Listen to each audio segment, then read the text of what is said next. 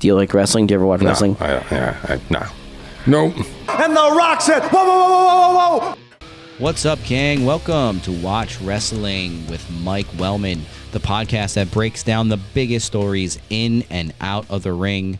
I am your host. My name is Mike Wellman. Thank you for hitting that play button, guys. We have a special episode for you today. Folks, happy holidays to everybody out there. We figured we would wrap up 2024 with a special episode. We are here to review the series Heels. Seasons 1 and 2 originally aired on Starz in 2021 and 2023. Created by Michael Waldron, starring Stephen Amell, Alexander Ludwig, and Chris Bauer, among others. Kelly Berglund, Mary McCormick, Allison Luff. We'll get to all the characters on the show, all the stars of the show. But I couldn't do it alone, folks. You know I had to bring on the most ruthless pawn shop owner in the business, wrestling fan Chris. What's up, Chris? What is up? I'm so glad to go back to a little town in Georgia. That's right, folks. We are here to take a journey to Duffy, GA. I think I asked this on our original review of Heels Season 1 in audio format. Do you think there's a bad street in Duffy, GA? Oh, I think there is. There's definitely a bad street in the town of Dystopia, Florida. Yes, that's the I don't town. know. Maybe that's what it's called, but that's where the Florida Wrestling Dystopia must be based out of. Dystopia, Florida. I think I've driven through it. We've been to Florida sometimes. No offense, Florida, but that sounds like a lot of Florida. Dystopia. Yeah, I'm pretty sure Dystopia, Florida, you just drive through and it's all really flat, and everybody has these like stucco houses with nets around their pools, and it just goes on for miles. And there's no basements. The town of Dystopia, I'm pretty sure. Uh-huh. Oversight. The churches are irrationally large as well. Oh, lovely. So, folks, that's right. Duffy, Georgia. Jack Spade, Ace Spade, Stacy Spade, Young Thomas Spade, Charlie Gully. Chris, I'll have you know, on our, how many pages is this note sheet here? Every single reference of Charlie Gully is capitalized. We know why. Consistency. Gully is God. Gully is all caps on this show. So we're going to talk about season 1 and 2 of one of our favorite shows about the sport of professional wrestling, Heels. Like I said, created by Michael Waldron. The show aired on Starz 2021, 2023, before essentially getting canceled and then being picked up by Netflix. So you can check out the show now on Netflix, both seasons. Stephen Amell has a lot of good interviews that he did recently when the show hit Netflix, where he talks about, the filming of the show, and they actually filmed this show during COVID.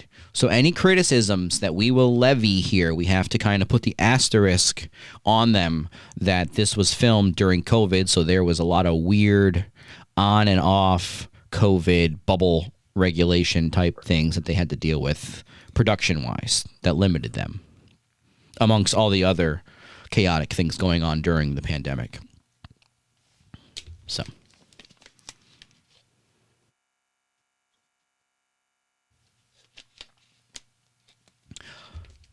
So Chris, right off the bat, let me just ask, who is the main character of this show, Heels? Nice. Oh, man. The main character has to be Jack. Everything flows through Jack, out of Jack. He's the promoter. He's the owner. Makes sense. And with the name of the show being Heels, the first on-screen thing we see is a statement that says, in the criminal justice system, in the world of professional wrestling, which is technically also, a lot of overlap there with the criminal justice system. In the world of professional wrestling, the good guys are known as baby faces, and the bad guys are heels. So right off the bat, you get your first dose of wrestling parlance here to take home to your friends. In wrestling, the good guys are called baby faces, and the bad guys are called heels. And my mic sounds not that great. Do you agree, Chris? Does my mic seem a little not the best today? It's not as good as normal, but it's not like anything bad. I don't know what the issue is, but we're gonna soldier on. So heels, baby faces. I asked Chris who the main character was. Now I'm gonna ask you, Chris, who is the real baby face and the real heel of this story so far with these 2 seasons? Damn. Wow. I guess Charlie Gully is supposed to be the heel, right? And then Jack, Ace, maybe the whole DWL is probably the babyface, and Florida Wrestling Dystopia is probably the heel. But more like the Spade family babyfaces trying to get sympathy. Charlie Gully, heel. He's the evil guy coming in. Okay, Charlie Gully's the heel. The Spade family are the faces. I'm not sure. I think I might say Jack Spade, to me, is the top baby face on this show. And I know Charlie Gully is supposed to be essentially the top heel. But I think that is yet to be seen. Who might be yes the top heel. There's a few names that come to mind. And some of them have a long and storied history in this wrestling business. Oh, wait, hold on. The top heel is, of course, King Spade. King Tom Spade. Yes, he's the top heel.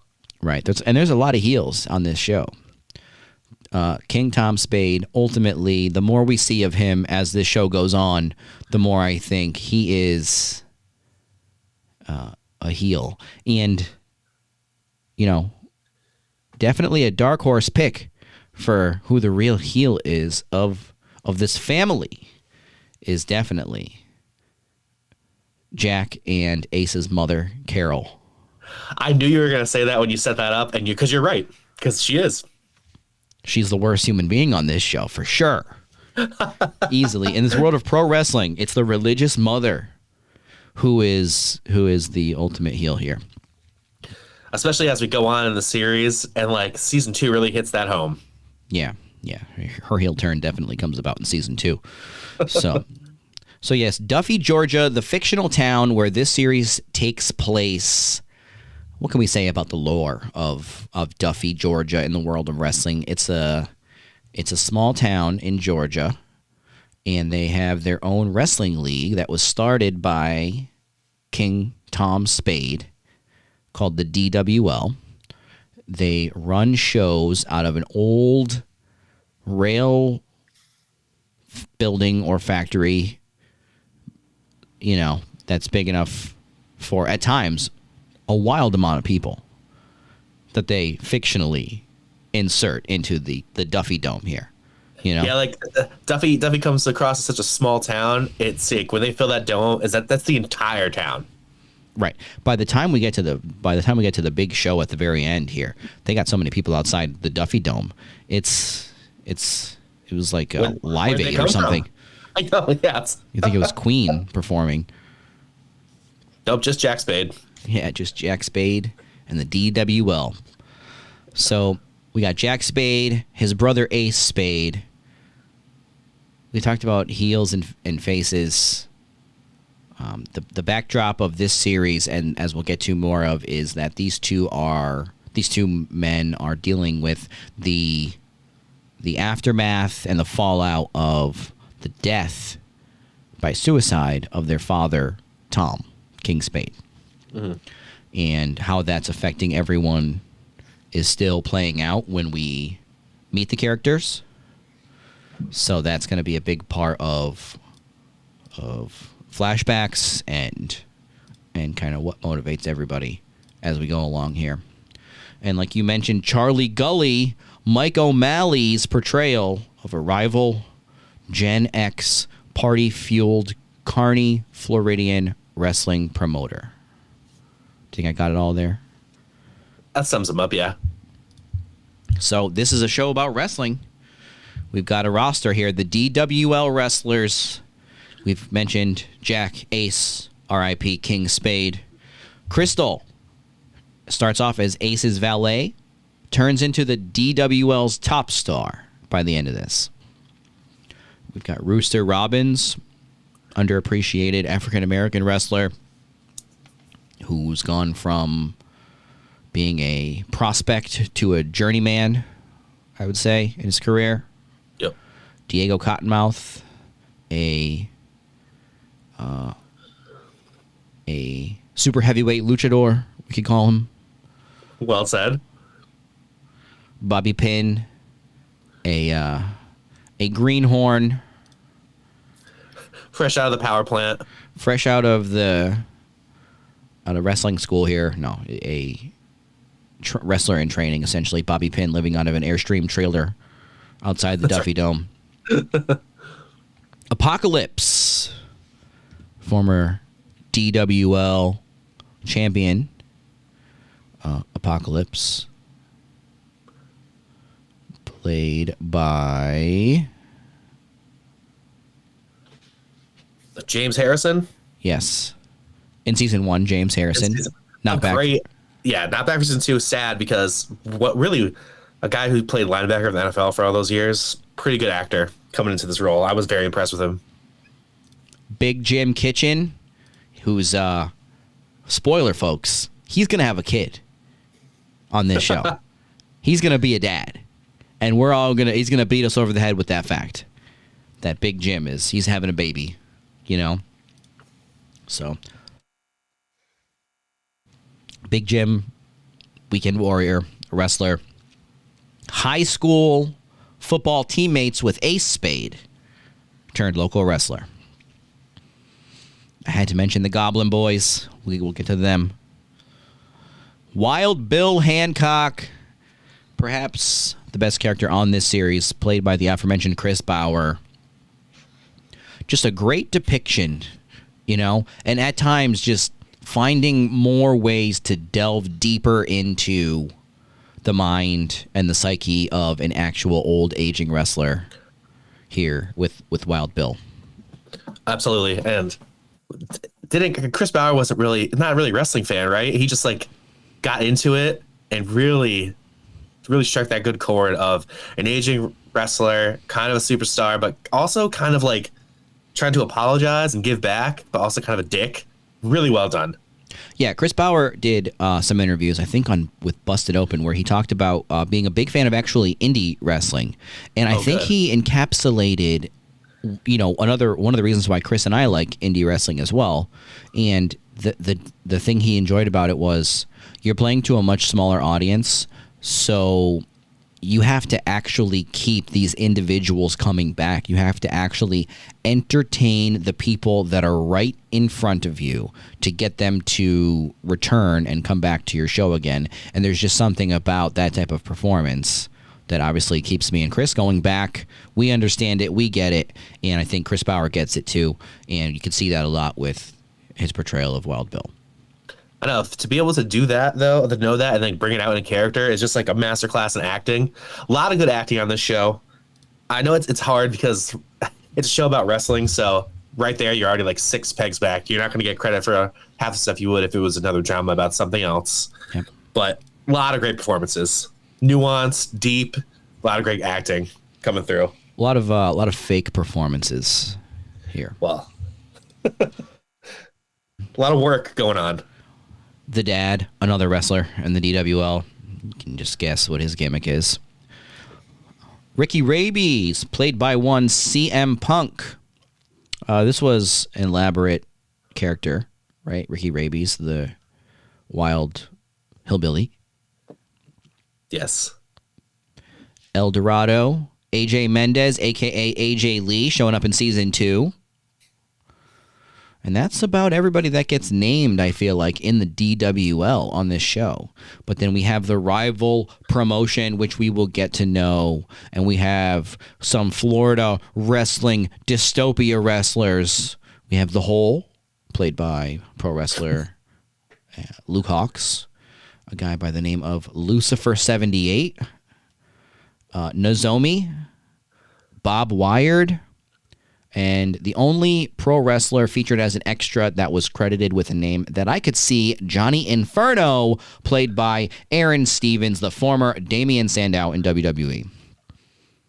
And that is the sum total of the reference he will get here. That's correct. We discussed the show is taking place in Georgia, this old railroad building called the Duffy Dome. And yeah, the DWL, when we meet the folks here, is struggling to keep fans coming back to their shows after going on several different hot streaks under the leadership of the now passed away King Tom Spade. The shows just are not as hot anymore, and the crowds are dwindling when we meet Jack and Ace. And Ace, and as we'll learn, has just gotten into the world of wrestling as after his dad's passing.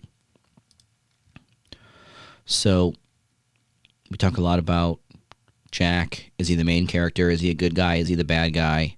So Jack, played by Stephen Amell, is the hard-driving, ambitious wrestler who wants to grow the business, his wrestling league that he inherited from his father.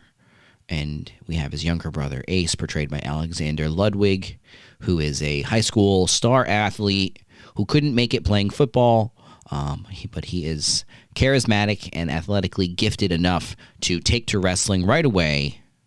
And yeah, that's where we get started with heels. There's a lot of family and rivalry elements at the heart of this show.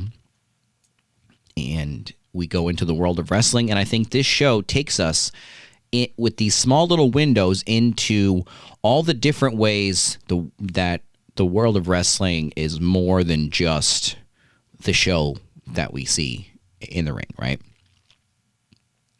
Yes, absolutely. And like Chris said, we got really strong casting here. What's Willie's last name on this show? Willie Day, played by Mary McCormack, another strong character here. The glue holding the DWL together. Don't really learn that much about like where Willie came from until season 2. Yes, yep.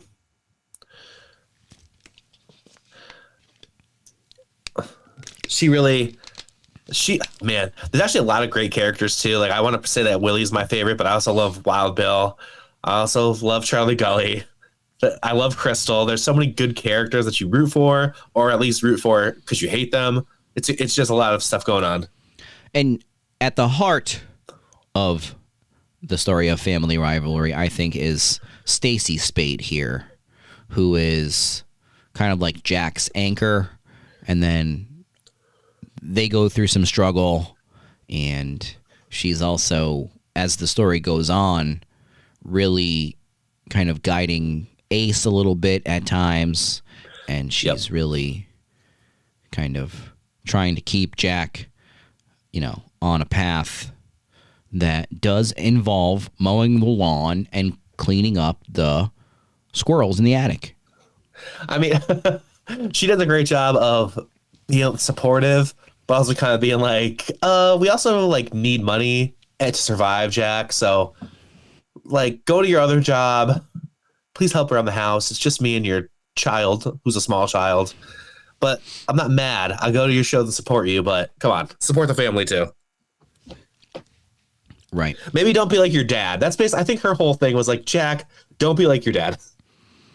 Which, as we learn, he really is only like his dad in those post-traumatic ways where he becomes his dad in those moments where he's overwhelmed with the memories of the times his dad gave him PTSD, basically. Yeah.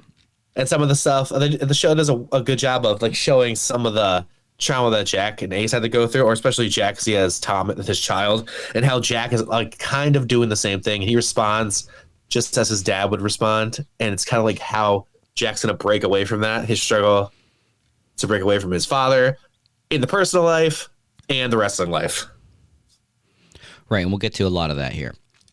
So, folks, we've set the stage. Now it's time to get right into it. Let's take a trip down to Duffy and get into heels. We're going to go through both seasons, each episode here, and we are going to start with season 1, episode 1, titled Kayfabe, brother. So, we get, like I mentioned earlier, an intro into the scripted world of pro wrestling. Ace, we learn, is a babyface in the ring, and he's a heel around town. So he's making the gas station clerks cry. Jack is sitting there writing out the story for the upcoming DWL show, and he's booking himself to beat Ace. Wild Bill is returning to Duffy to scout Ace for the big show up north. And Jack, we learn right away, despises Bill.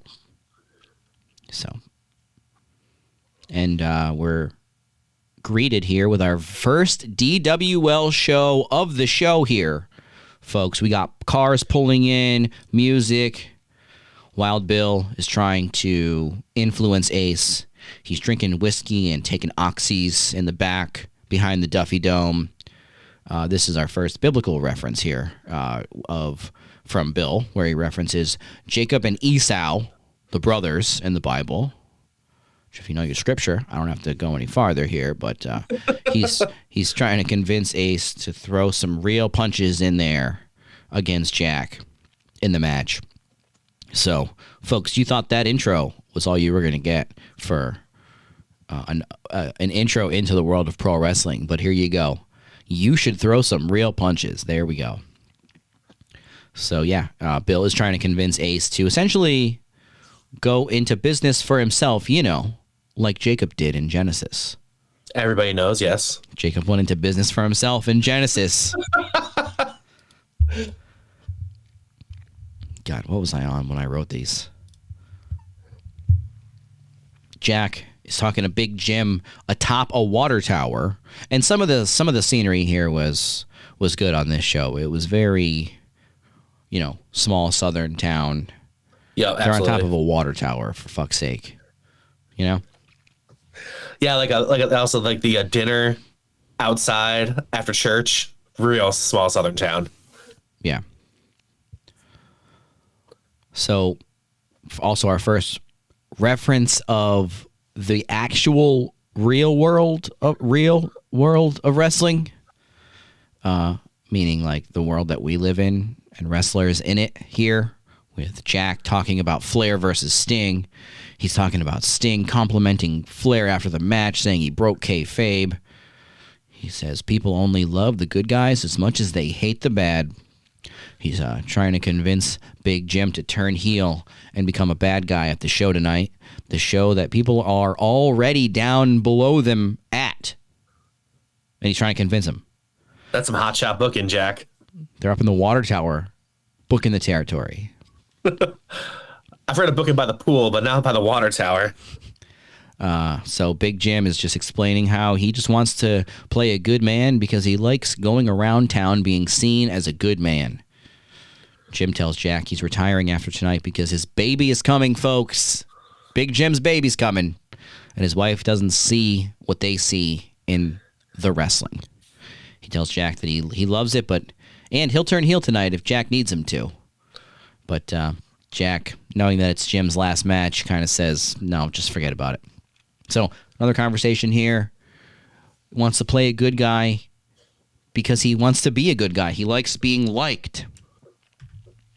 It's a problem in the world of wrestling. If your character is a bad guy, people won't like you. Yeah, if you're gonna go to that convenience store and buy candy bars and stuff like Ace did, and everyone comes to the show to see you, and you're an asshole, they're gonna think you are. I don't know what it's like to be a babyface around town. When I go around town, I'm a heel, just like Ace. You are like Ace. Somebody wants to use the tire pressure gauge while I'm at it. Fuck off. Fuck up, yeah. Hell no. Care if it's my next door neighbor. Care if it's my doctor. The fuck are you looking at? Jeez. Just getting gas here. So Jack doesn't really want Ace to go to the big league up north because, folks, in wrestling, up north is like Connecticut, a.k.a.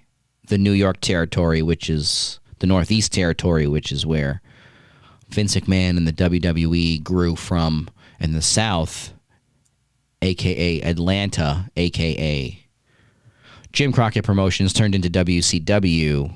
So there's these references to those real wrestling leagues here. It's not like there's some fake wrestling, like the whole world's not fake here, just Duffy, essentially. Yeah. Mm. So yeah, Jack doesn't want Ace going up to the big show. And they're arguing, trying to guilt trip each other. Ace says that he wants to win the belt tonight, and Jack is being a control freak, saying that that's not going to happen. And then Ace gives Jack a good shove right before going outside to greet the fans who had been waiting for him. Ever the babyface, leaving the fans waiting here, Ace. So he actually doesn't go meet his fans. They're waiting for him, but he meets them only for a minute or two. Then he goes out back to snort some drugs. Wild Bill gives Ace a 2x4. That was a relic from the career of King Tom Spade, Ace's dad. We got a nice build to the first DWL show here in the first episode. Will Ace or won't he? Ace has been given these options here. Bill's telling him all the benefits of not listening, not following the script, should you do it. So then Wild Bill, he's in town, he's here, he's in the locker room giving a pep talk. The fans are here. And what else would you do before it's time to perform at your big wrestling show than constantly bring up the suicide of your dad to your brother, which is what both Jack and Ace have done here. They just keep telling each other that they're going to commit suicide like their father did. And right before the show is about to start, they are full on choking each other here before going out for their match. Good stuff. I mean, they do say real life problems translate in the ring. Don't you know when you have to fight your coworkers and then just immediately just go back to work? Not only that, it's also their brothers too and coworkers. I did get into a small tussle one time with a gentleman in a Friendly's walk-in freezer. Brother. It was kind of like a little shove, and somebody opened the door. I don't know where that would have gone, but somebody should book that. Yeah, someone's gonna put in the sharpshooter. That's what I think. Get a double axe handle in the freezer. So we got some match results here, folks. The first DWL show, like I said, of the podcast here. So Jack beats Big Jim in the opening match. Rooster beats Bobby Pin. Diego Cottonmouth beats somebody that we don't know. Big Jim wins a battle royal, eliminating Apocalypse to get the win. We got a Luke Gallows cameo here. Main event, although I wrote here that Jack beat Big Jim. I don't know if that was a number one contender match or what, because Jack is also in the main event. Well, he's the booker. What do you think's going to happen? So Jack doing double duty, apparently. At least in my notes, he is. So this is where business picks up, folks. Ace comes out carrying that 2x4. In the match, Jack stretches Ace. The ref rings the bell. Jack wins in seconds. So what Jack did here was he went out and he attacked his little brother for real, ruining the show and just beating his little brother for real, which, dare I say, in the scripted world of pro wrestling, I think we may have seen that once or twice. Yeah. This definitely rings true. This is really true to life in some of these things. So stretching someone out when they're like quote unquote green, making someone lose quickly, booking yourself to win 2 matches, all real life stuff. Doing oxy and whiskey before the match. I've heard of this before. So yeah, that was not what Ace was expecting here. The crowd hates it. Silence. So then Ace gets up, decides, cha-ching, I'm going to punch you for real, Ski. And he hits his brother. The crowd doesn't like this either. So then they're fighting. They're getting pelted with cups and popcorn. And Ace just breaks down in the ring crying because this was his night. He was getting scouted by the big league up north. Connecticut, New York, territory. Vince Sr., Tootsmont, up north. Tootsmont. Yeah. Uh-huh. Jack Tunney. The Bangor North. Coliseum. Yeah. No. So, yeah, Wild Bill was there to scout Ace. Jack has ruined Ace's opportunity here with the ending that he wrote for this match and then executed, essentially. So that's that. These two brothers can't even finish a match together, folks. Then we go into episode 2. This is called a dusty finish. Well, it's called Dusty Finish, but a dusty finish is a finish, an ending to a wrestling show or a match that doesn't really give you a satisfying conclusion, something that Dusty Rhodes popularized by refusing to definitively end a story with a winner and a loser so many times with his booking decisions. So, episode 2. Jack's getting ready for work. He drives past a very old billboard with an ad for a ladder match between his dad, King Spade, and Wild Bill Hancock. So this town has billboards in it of ladder matches. You know, that would be so cool. That would be. Just we're in downtown. We just look up. It's Razor Ramon, Shawn Michaels on a billboard. If I ever went, although actually West Side Gun did put up a billboard of Psycho Sid in Times Square recently. Because I was just going to say, if I ever went anywhere and there was a wrestling billboard, I would just stop. It's a little more common now than in the past, but definitely if I saw a big giant Psycho Sid billboard in Times Square. That'd be amazing. I would love to see that. That's where Psycho Sid belongs, on a frightening big ass billboard in Times Square. That's right. Just dripping sweat. Screw King Kong. Screw Godzilla. Psycho Sid on a giant billboard. Master and the ruler of the world. Anyway, Jack's driving past the billboard here. Jack sells lawnmowers as his day job, and he has a douchebag for a boss. So we are now going to get into the introduction of the Florida wrestling dystopia. Charlie Gully, Mike O'Malley, puts out a video antagonizing Jack, saying that the South belongs to him.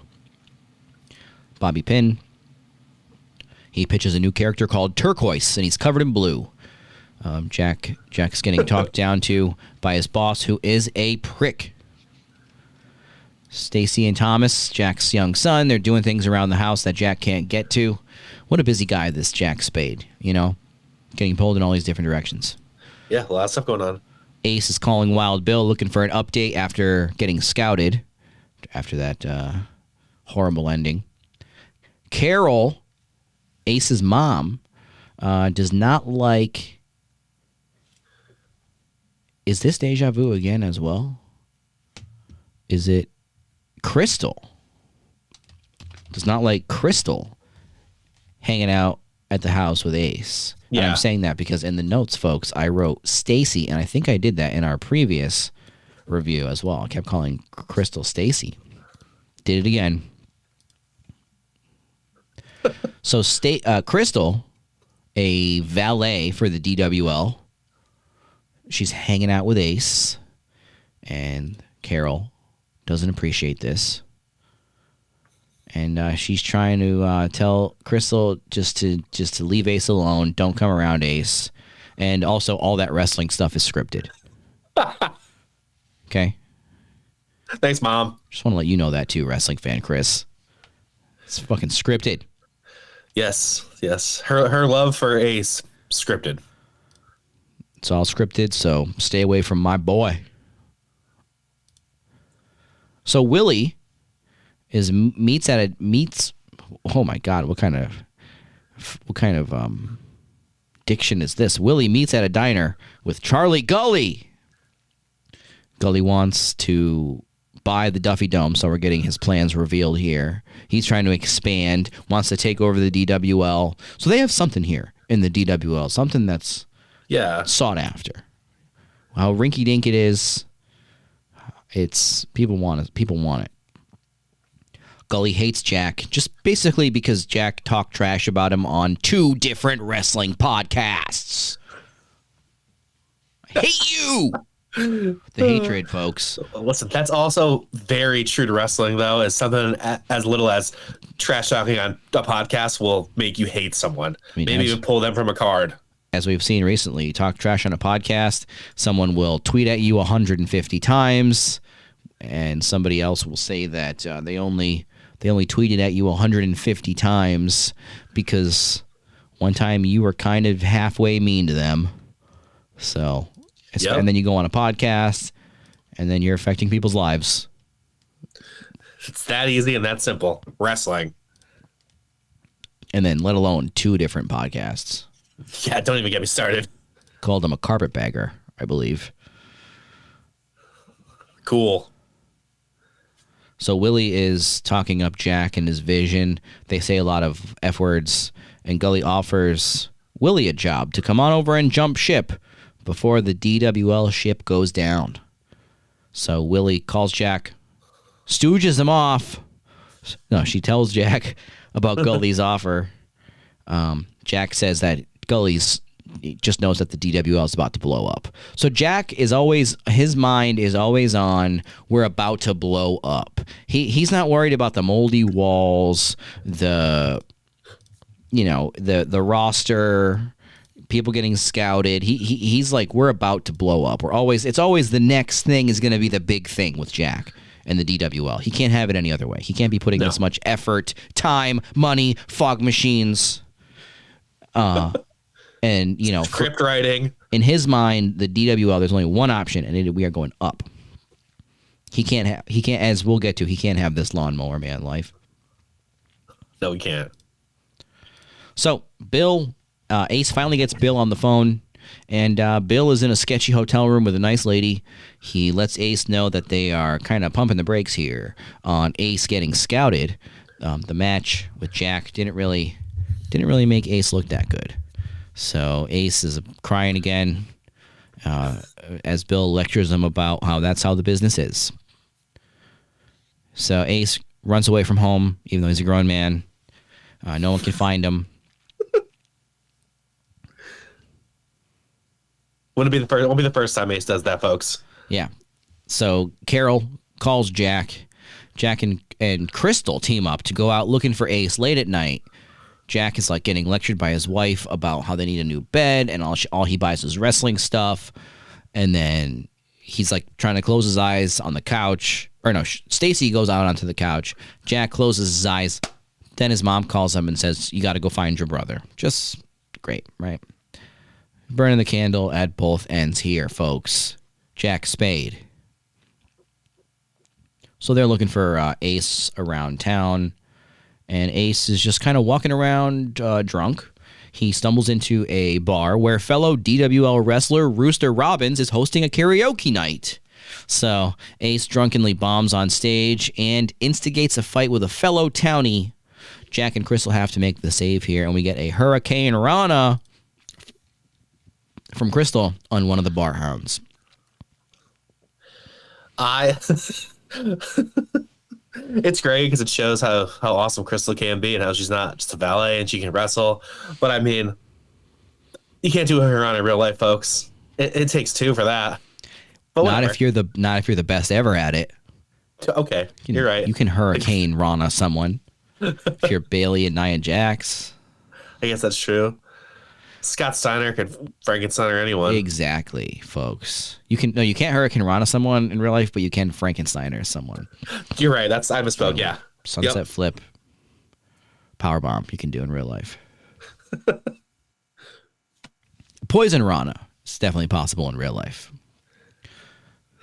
But a simple Hurricane Rana here does take 2. No, incredible. Yeah.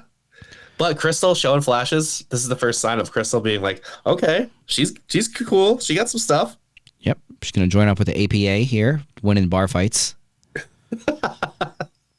So So after seeing Ace shoot on the townies, Crystal tells Jack that Ace would make a great heel.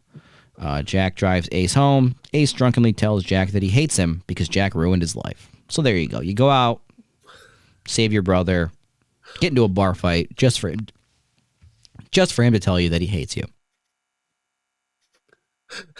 Sounds like a really, really healthy family. So then the whole roster heads over to the hospital to meet Big Jim and his wife's new baby. What a moment to ground everything here. Jack and Ace talk in the parking lot about this small town, normal life not being enough for them and how they need to succeed in pro wrestling. And, like I was mentioning, Jack, this lawnmower selling life is not for him. Putting up with a boss who is a little douchebag, a little cockhead boss. Jack needs more than that. So everybody holds the baby in a nice moment that sort of centers everything here on how the problems that we have in our business and our life, in our social lives and our business lives, it kind of matters and it kind of doesn't. And that's what Heels really shows us. And this is one of those moments where, Carol thinks wrestling is all fake and, her husband killed himself over this big fake thing and it's too real for them. But then as Jack explains, it's a motivation that they have that is real, and you've got Jack who's trying to do all this stuff essentially for his family. And then you've got Big Jim who's trying to get out of wrestling for his family. And there's like this endless push and pull of, is wrestling good or bad for these people? Well said. Yep. Well thought out. So like I said, everybody holds the baby. Who doesn't love a baby? So then Jack decides not to sell the DWL and the Duffy Dome. He goes to work and he sits down with his laptop to write the next DWL show. Young Thomas has to play soccer outside by himself in the high grass. I mean, the guy works at a lawnmower shop. He can't even mow his own lawn. Unbelievable. Shakespearean, this irony. Stacy decides to shoot the squirrels in the attic and mow the damn lawn herself, and she's got a beer while she's at it. That's how we end episode 2. Loved it. Stacy taking matters into her own hands. Stacy, Jack Spade shoots on Ace in episode 1. Stacy shoots on Jack in episode 2 in the real world. Episode 3, Cheap Heat. So episode 3 opens up with Tom King Spade going for a morning run, passing by a slightly less weathered billboard in Duffy featuring the ladder match, which was also a trilogy, as I could make out, between Tom Spade and Wild Bill Hancock. I'd go to the Duffy Dome to see those matches, honestly. I mean, especially a trilogy. I know. So big King Tom here, he takes a sip of water from his hose, he mows his lawn, fixes up a garden sign, he sees a deer in his garden. He goes inside, grabs his handgun, and shoots himself in the head on his back porch with his son Ace inside the house, home to discover him. So, heavy stuff right out of the gate for episode 3 here. Oh, yeah. Then we get the intro music, which we didn't even talk about the intro to this show. What a great intro song and scene to this show. I didn't skip it once. It was awesome. Good start. Sets the scene. Gives it a prestige TV drama kind of intro. Reminded me of the Friday Night Lights intro. Big sports feel. So good stuff. So Bobby Pinn, he's working at his shoot job where he's a bouncer at a strip club. Famous wrestler. Can you name a famous wrestler, former WWF World Champion, who was a bouncer at a strip club? I don't remember. May or may not have been the face of the new generation. May or may not have been running on diesel power. Oh, may or may not love a good red or white. He may or may not have wrestled as the geographic region of Oz. Vinny Vegas himself. Yes, Kevin Nash, folks. So Bobby Pin, just the next Kevin Nash right here. Jack is driving. He's on the phone with a wrestler named Ricky Rabies, played by one CM Punk. Ricky Rabies is having this conversation while sitting on the toilet and says he's going to bring the blood-gurgling Rabidity to the DWL show that he's been booked on. So Jack thanks him for taking the booking. So right off the bat, we're getting some people coming into the DWL for a shot here, and it is CM Punk, Ricky Rabies, blood-gurgling Rabidity. So we got Debbie. Shout out to Debbie. Who plays Debbie? What's her name? Marsha DeBonis. Absolutely great. Debbie, character. who I noted down was a DWL staff person and Mark. She gets handed a big cardboard box, and then that's that for that box. So Ace is rehearsing his promo in the mirror. He's going to be attempting to stay a good guy and win back the crowd's affection. Tonight at the DWL show. And here we go, folks. It is almost showtime again here. Pawn shop owner and DWL sponsor Eddie Earl is at the DWL show. Jack is trying to milk more sponsorship money out of his number one sponsor. Who hasn't done this among us, folks? Yes. Who hasn't tried to get a couple extra dollars out of that sponsor? How much can we put you down for to help us out tonight? Eddie Earl, owner of Title Pawn. Who, Eddie Earl, just a good old boy who gets a kick out of wrestling. Aren't we all? Yeah, aren't we all? Who doesn't get a kick out of wrestling? You know? You know who else got a kick out of wrestling? Ted Turner. Yes. Not the same, though. This is not a parallel. This is not Ted Turner. No, just kidding, yes. No, Ted Just Turner. a good old boy who loves wrestling. Ted Turner was more than a pawn shop owner. Yeah, he was definitely, he started the Superstation. Cable genius Ted Turner. We know. Just saying. We'll get to Billionaire Ted. So Ace gets iced in the locker room. Some product placement, maybe here. Ice, Smirnoff Ice. Yeah, kind of weird. Got to get that money somehow. Even the show needs sponsors. The real show, the Heels show. So we got our first complaint here. Maybe our first complaint from Rooster, complaining about Bobby Pin being in the main event when he's so new to the wrestling business that he didn't even know how to do an elbow drop 2 weeks ago. But Rooster's been around for much longer. Rooster wrestled at the Omni Coliseum, folks. That's big time. So Ricky Rabies arrives with his valet, Vicky Rabies. And he needs a place to mix up his artificial blood concoction for his act. Punk, Ricky Rabies here says, the blood connects us. It binds us. Okay, good. He's gonna connect us through wrestling and blood, which is all we ever do. Yes. I think Nick Gage also said that. Ace is upset with Jack because Jack is in the match with the more famous Ricky Rabies, and it's supposed to be Ace's big night. So Stacy Spade is out with some friends of hers. They're at a fancy restaurant, and they ask about Jack taking over the DWL after their waiter, another Mark, gives them some comped appetizers and mentions that he's a big fan of Jack Spade. So Stacy, embarrassed by this Mark, tries to downplay the DWL, but her friends are now somewhat interested, and they're going to the show. That's all it takes, folks. Some comped appetizers, and you're going to the show. All it takes is a hyped up Mark. Free mozzarella sticks takes you to the Duffy Dome. To get to bring in more fans.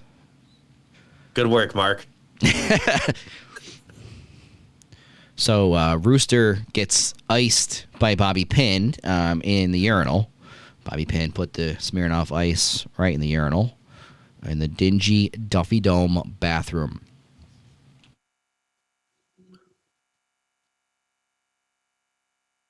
Oh, sorry, I'm dying.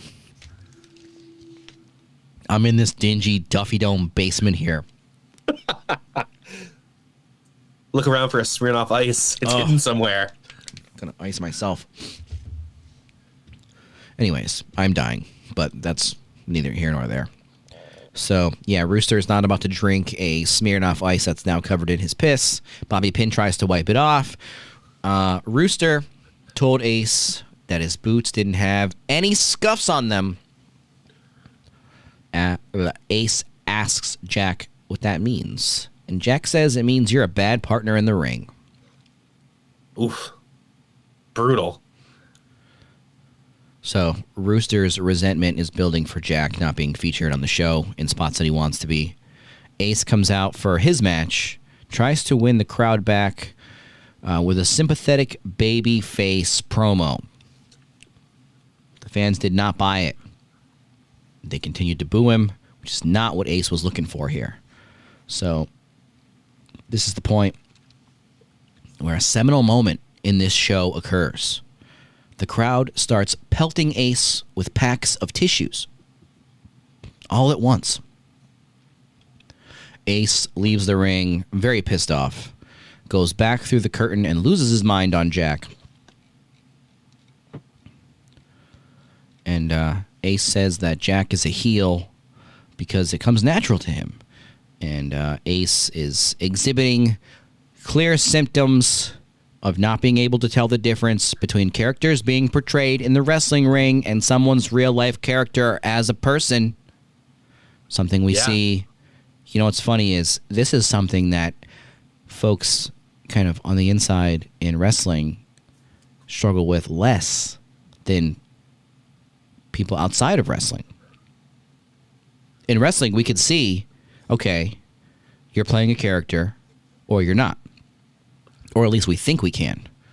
Whereas outside of wrestling, people don't know the difference. Yep. So that's Ace right here. Jack reminds Ace that their father knew that Ace was home when he killed himself. Because Ace said that he wants to be a good guy like his dad. So that's what Jack hit him with after that, folks. Oh. Top heel. Maybe it's right. So, and then Ace and Crystal get to it backstage before the start of the show. So we got some more DWL results, folks. Another DWL card here. We got two undercard guys wrestling. One guy beats the other. Jack cuts a generic heel promo and issues an open challenge, which gets answered by none other than Ricky Rabies. Jack Spade beats Ricky Rabies by pinfall.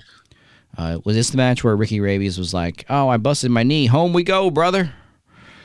Yes, I believe it was. Then we had Ace Spade versus Bobby Pin. Ace pins Bobby, and then Ace cuts a heel promo on the way out. So during the show, a video of Wild Bill drops on the internet where Bill is walking the aisle of a commercial airplane naked with the LED lit title belt from the big show up north, the big wrestling league that he works at. Bill had issues with a new title design and thought that the LED made the belt into too much of a toy, a trinket, if you will. And he got drunk on the flight, and the video goes viral. So this is a reference to the plane ride from hell incident involving Ric Flair, where he, among other things he was accused of and sued for, walked around the aisle with his wrestling robe and nothing else, right? Yes. Yep. That was also the plane ride where Brock Lesnar and Kurt Hennig put to bed the rumor that you cannot break open an airplane wall while it's in the air. I'm glad someone's doing that research. Because people were afraid that they were wrestling and that they were just going to go out the wall of the plane. Ugh. So Rooster is talking with Ace outside about, like I said, watching. So Rooster watched wrestling at the Omni Coliseum in Atlanta. So he must have been watching that Road Warriors match. He must have been there. Skywalkers, he was there. So he tells Ace that Ace would be good as a heel, and he talked more about how he went from being a prodigy to a veteran, wrestling all over the state of Georgia, but he's never won a championship because of the color of his skin. A very true and accurate element of the world of wrestling, more so obviously in the South, but racism and holding back of African American talent is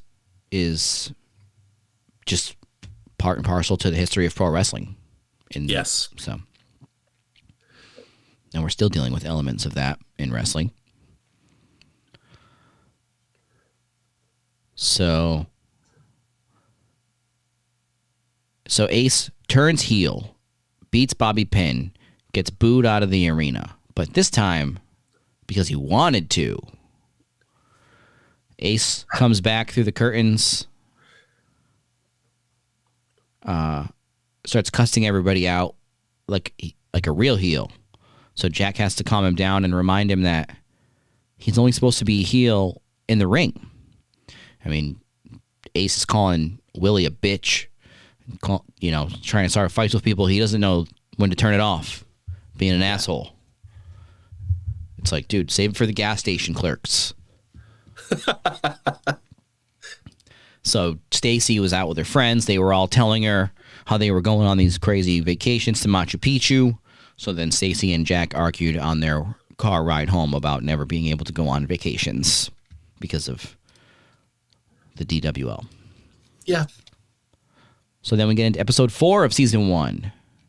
So we open episode 4 with Wild Bill Hancock in a boardroom in New York City.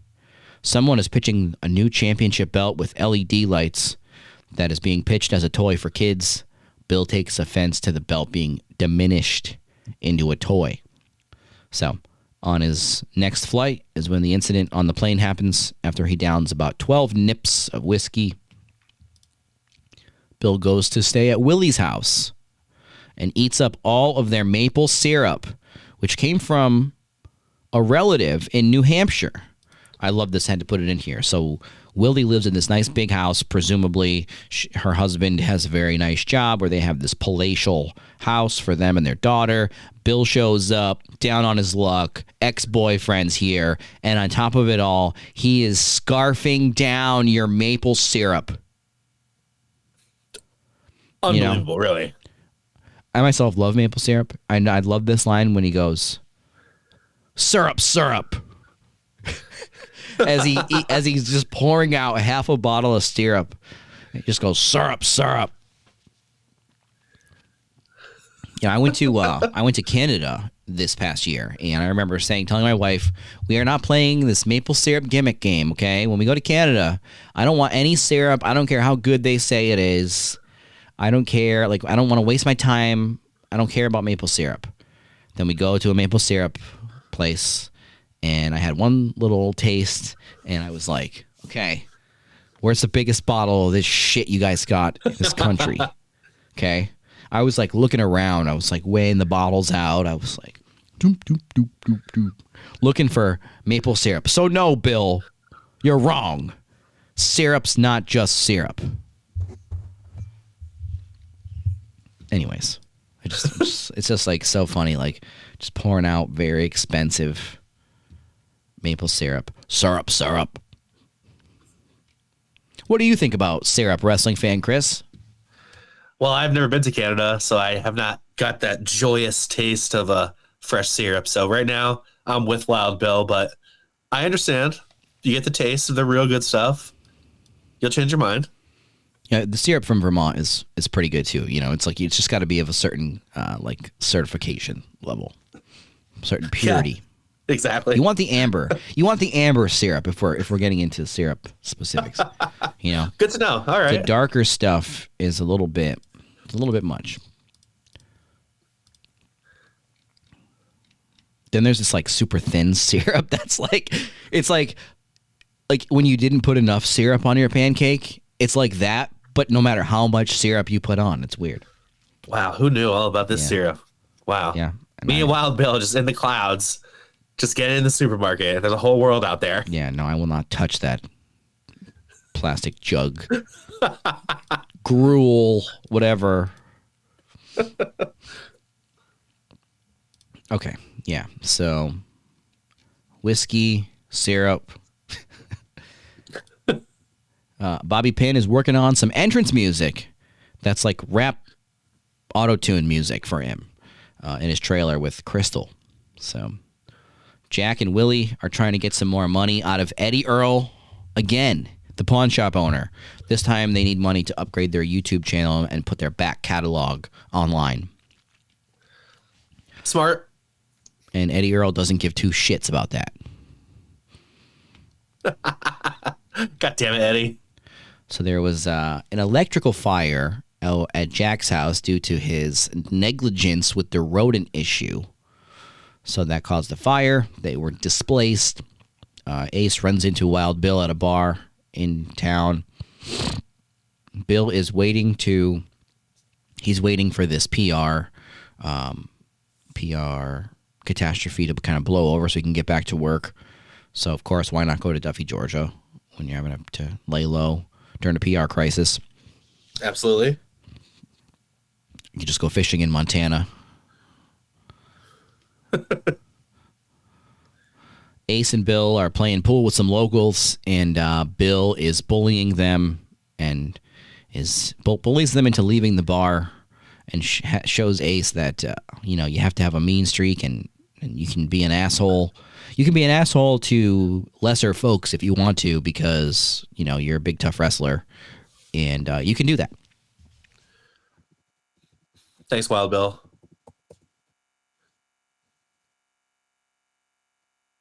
So, you thought Bill was a heel. At a family dinner, Carol tells her grandson Thomas that his grandfather is burning in hell for killing himself. Thanks. This upset everybody. So Carol, like I said, is the real heel here, folks. Jack and Ace are watching some old DWL footage in the basement. Ace is saying that the Florida wrestling dystopia looks more like a movie than the DWL does, and Jack is begrudgingly taking his advice. So, Bobby and Crystal have made Bobby's new gimmick, Bobby 85, an 80s guy. Nice. They film a promo at a gas station. We got a big brawl going through the gas station car wash to promote Ace versus Bobby Pin at the next DWL show. I kind of liked it. I would have bought that too. I like the way they did this. Everyone was pretty good. If I was watching this on YouTube or wherever, I'd be like, I'm going to the show. If I was at that car wash and I saw that, I would be like, I'm going to the show. If I saw them fighting through a car wash, I'd be like, oh, where is this performance taking place? Yeah, like who is this? It's like when you go somewhere and people are like trying to sell tickets to their show or whatever, and they're like, whatever, this is our show. It's like, we're fighting in a car wash. Come check us out. Yeah, hey, I'm there. So Bill is talking to Willie and says that Jack is a little punk, and the reason Tom Spade killed himself. Yikes! Everybody's got their take on the suicide of Tom King Spade, and none of them are accurate from what I can see here. Yeah. I highly doubt your eldest son, who wanted nothing more than to please you, is the reason why you killed yourself, Doesn't sound right. No, it's ridiculous. Like, it's kind of a weird thing for Bill to say there. Bill kind of goes off on these, like, uncharacteristically asshole-ish, like later on they try to paint Bill as like a victim from his younger days, and that he was never perfect, but that he was like a better, like a nice guy when he was younger. And now it's like now he's this old timer guy. But he's, I don't know. This kind of takes away from that, I feel like. Makes it harder for me to believe that he was ever nice. I did forget about this, after watching season 2, but he's really kind of a terrible person. A horrible person in the first season. He really is. Awesome person in the second season. You really feel for him, but after going through this again, he's kind of a dick. So Ace sees Crystal outside of her trailer on the trampoline with Mr. Bobby Pin. So he then decides he's going to go hook up with Trisha, a bartender who is also now his new valet. Ooh. So Bill gets fired from his corporate job in the wrestling business, folks. He goes to a motel, he gets drunk, puts on his gear, and goes up to the roof to shout about who wants to get drunk and who wants to fight with Wild Bill. He doesn't say who wants to get drunk. That would be a cool wrestler gimmick. Not like who wants to party, who wants to get drunk. I like that. Who wants to get drunk with Wild Bill? I can see it now. Get the pen out, brother. Go out there with cups. Give everyone in the front row cups and just run around with a bottle of like whiskey or some other alcohol. Just get everybody drunk. Don't ID anyone. Don't authorize it in advance. Completely break all liquor laws. Yeah, exactly. Put the building in jeopardy. The company you work for.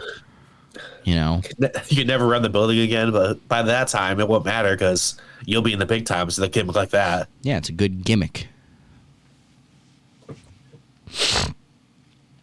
Sorry. So, all right. So they're on the trampoline. Bill gets fired. He goes to the motel. He's wearing like these chaps and stuff, and it's like he's a decrepit old man. But then once he gets drunk, those arthritic knees stop bothering him. Oh yeah. Goes up on the roof, and now it's back to the glory days. And that's how the episode ends. Then we get episode 5, Swerve, and they are not talking about Shane Strickland here. So episode 5 opens up with a rehearsal in the Duffy Dome. We have a steel cage match in the works. Crystal is practicing her promo against Bobby Pin. Well, no, she's practicing cutting her promo against Bobby Pin. Jack, he gets a call from the South Georgia State Fair about putting on a show during the fair. Okay, so this is big time stuff, folks. That's crazy, yeah. Wild Bill, he's got a press conference where he goes off script and a self-righteous rant about circumcision and squeezing all the juice out of old pros like him. He also says he's going to rehab. So there you go. Bill's kind of exit from the mainstream here. He's gone from the big company, and he says he's going to rehab. And the more we see Bill participate in the DWL as this goes on, and the more we see him wrestle, and basically they present him as someone who can still wrestle in the main event. Like, he's not wrestling in the opening match. He's not just doing autograph signings. He's not just sitting at a table in the back of the room doing God knows what with his head down until his music plays and he has to come in and throw a chair at somebody's head. He's not... He still can go, right? So we kind of, in the beginning here, he kind of seems like he's like elderly old, right? Not elderly, but like he's well past wrestling age if he's an executive for a company, right? But then we see him in the DWL. So to me, this is more of like an old wrestler who makes those late career stage like mistakes and just go to rehab, go to a new company. People forget about it in a few years, Oh, yeah. Just walk out of the ring in the middle of a match into the crowd and disappear. Yes. Maybe, get fired. Maybe give somebody a shove backstage. Try to get fired. Maybe hide behind a door, hide behind a wall. Sammy Guevara's walking by. Bam! Punch him in the face. Nothing wrong with that. No, I'm just saying, like, we've seen a lot of older, in wrestling, old-timers who... I think it was just that my headphones were not loud enough. I think I have got plenty of juice in this mic. It was just my headphones were turned down. Got it. So we're back, folks. High Voltage over here. The WCW tag team. High Voltage. Chaos and Rage, right? Kenny Chaos. Kenny Chaos. I want to say it was Ronnie Rage, but that can't be right. I don't think it was Ronnie Rage.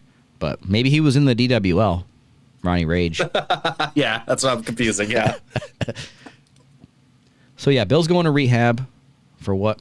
This is also a wrestling thing. It's like, for what? Just, like, whatever. Yep, just going, yeah. Just going, you know? That's because everyone thinks wrestling, you got to be doing drugs or something. Just go to rehab. Yeah, there have been a few times in wrestling where people were, like, suggesting rehab almost as a PR move, which obviously that's like a real world thing. It definitely is. That's not like a profound thing, but just the idea of, like, I need zero rehab. Well, maybe you should just go anyway. Yeah. You know? Like, my car doesn't need a car wash. I just got one. Nah, just get another one. Go to rehab. Can't hurt. Who's it hurting?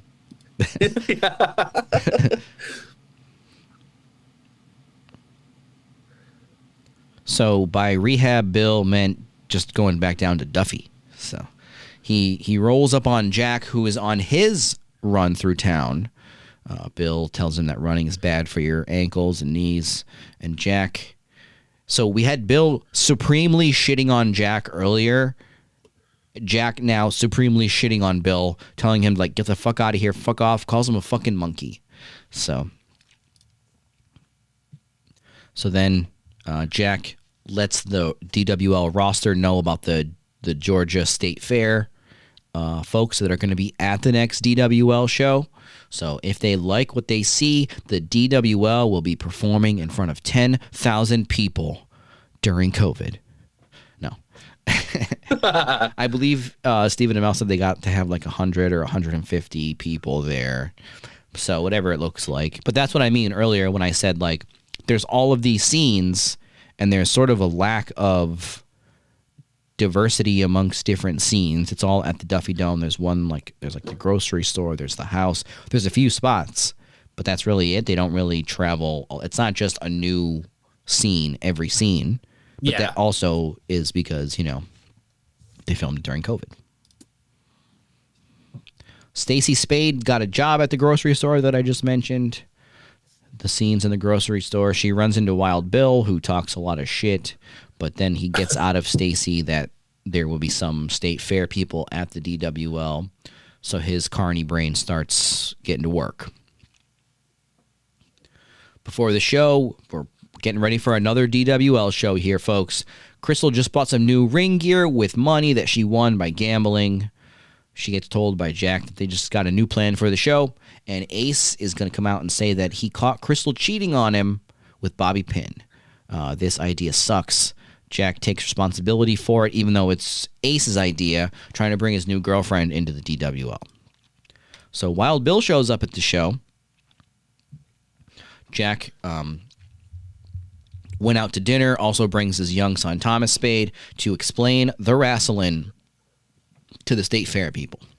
Oh yeah, love that part of the show. And Thomas is like really letting them know, schooling these adults on what's real and what's fake. Although he's not the biggest authority on what's real and what's fake, because throughout this series, if anybody's brain gets fucked with, young Thomas Spade is up there as one of the top people. Oh yeah, with what he has to witness here, what the world of wrestling burdens this young child with. Which is another reality of being a wrestling fan. True. Yep. So,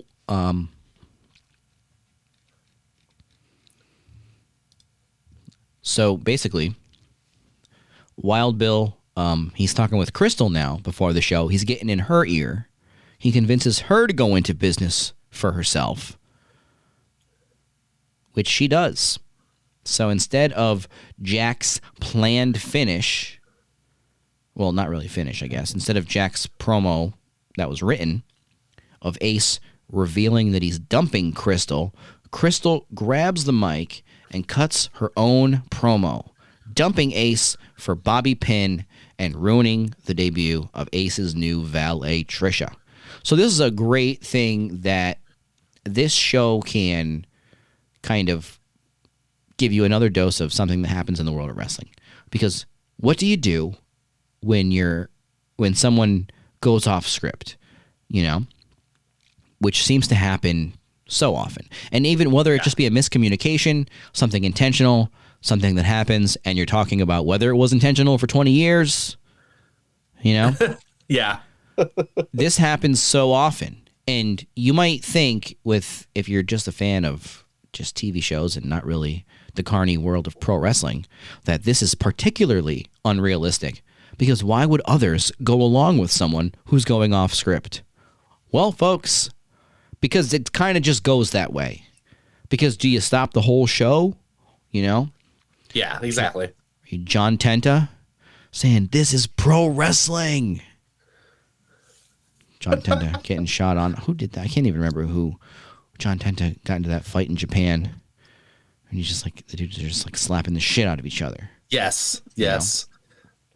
But it's not always a fight. Sometimes it's just, what are you doing?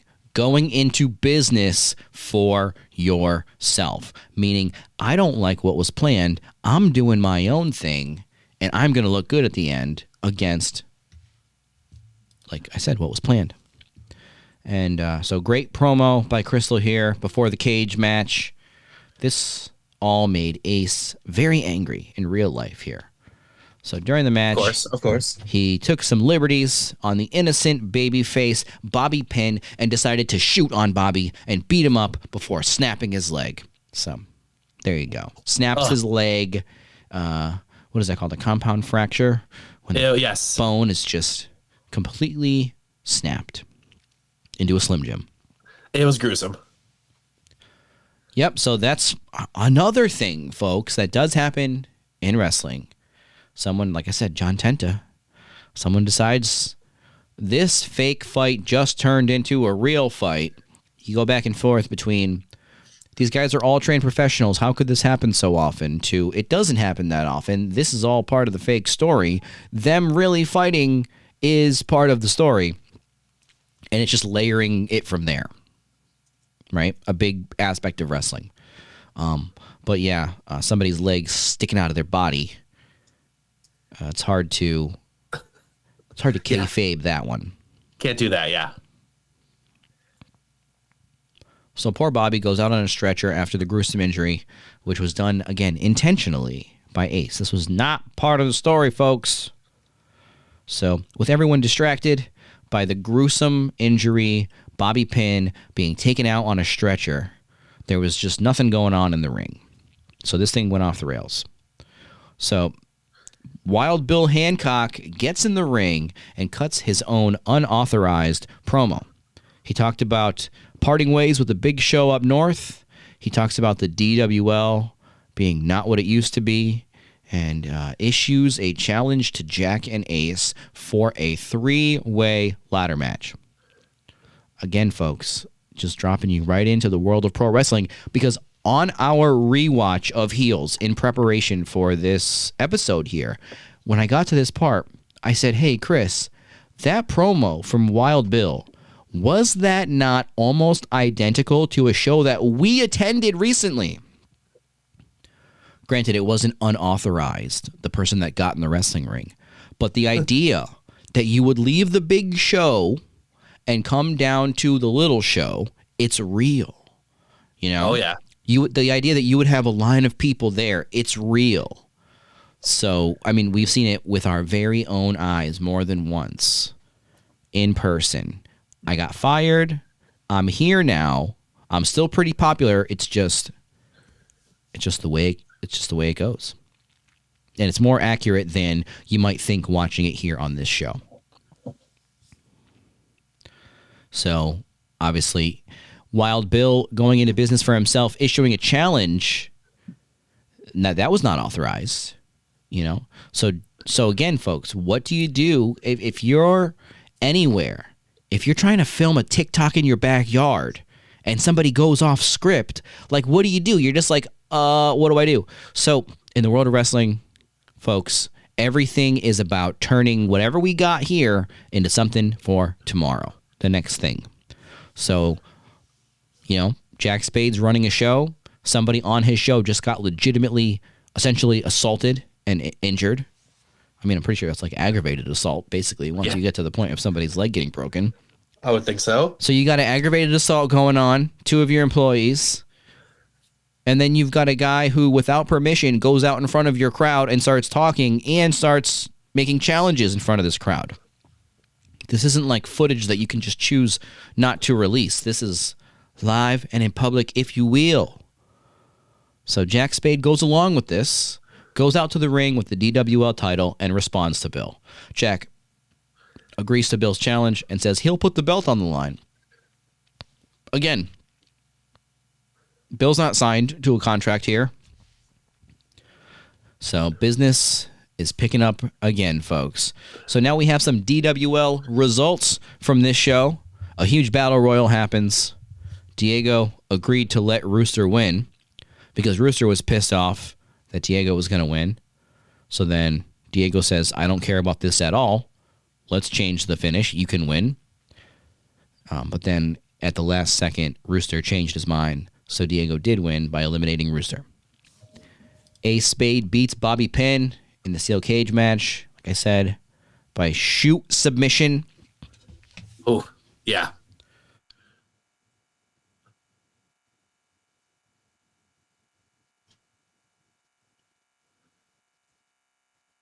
And then the show ends with Wild Bill challenging Jack and Ace, and Jack accepting the challenge. So everybody after the show goes to the hospital because, to remind you once again, Ace intentionally injured Bobby. So his leg is just cooked. Oh, yeah. Jack tries to explain all of this to his young son, Thomas, who is naturally invested and he's emotionally invested and now emotionally scarred by pro wrestling. We all get there, and welcome to the team, kid. Welcome to age 10. Yeah. Jack and Ace come to blows at the hospital. Thomas, of course, sees this. Oh, yeah. This kid has to grow up quick, doesn't he? So Jack gets a call. The State Fair folks loved what they saw, and the DWL got the booking at the State Fair. No one gives a fuck because their nicest friend is horribly injured. That sums it up. Yeah, exactly. Yep, and that was episode 5, folks.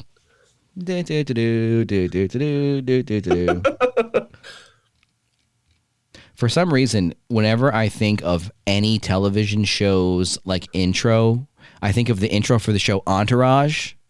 It's just like stuck in my head. So I just think of like when am I looking at my notes, I just think of how the intro to Entourage ends before the show kicks off. I just think that would be funny to like have for heels and literally every other show is what I'm saying. So we got episode 6, still in season 1. So we start with a quick flashback to Willie.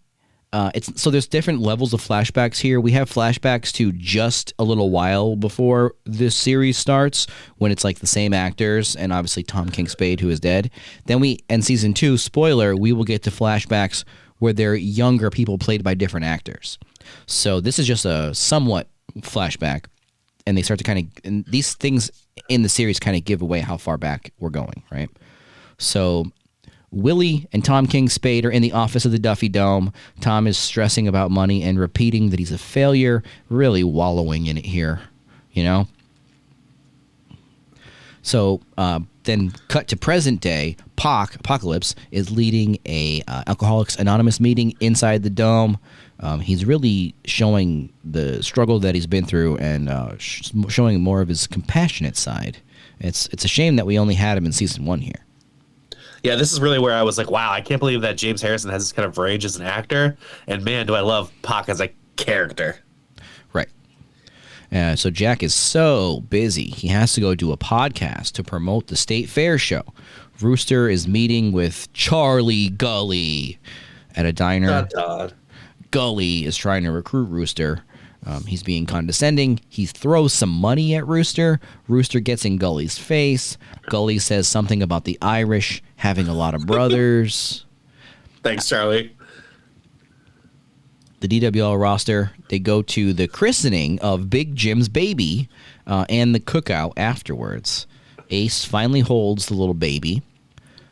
Jack misses Stacy's performance of her song in church because he was recording a podcast with a podcaster by the name of Dickie Valentino, a.k.a. Mick Foley, with a cameo here.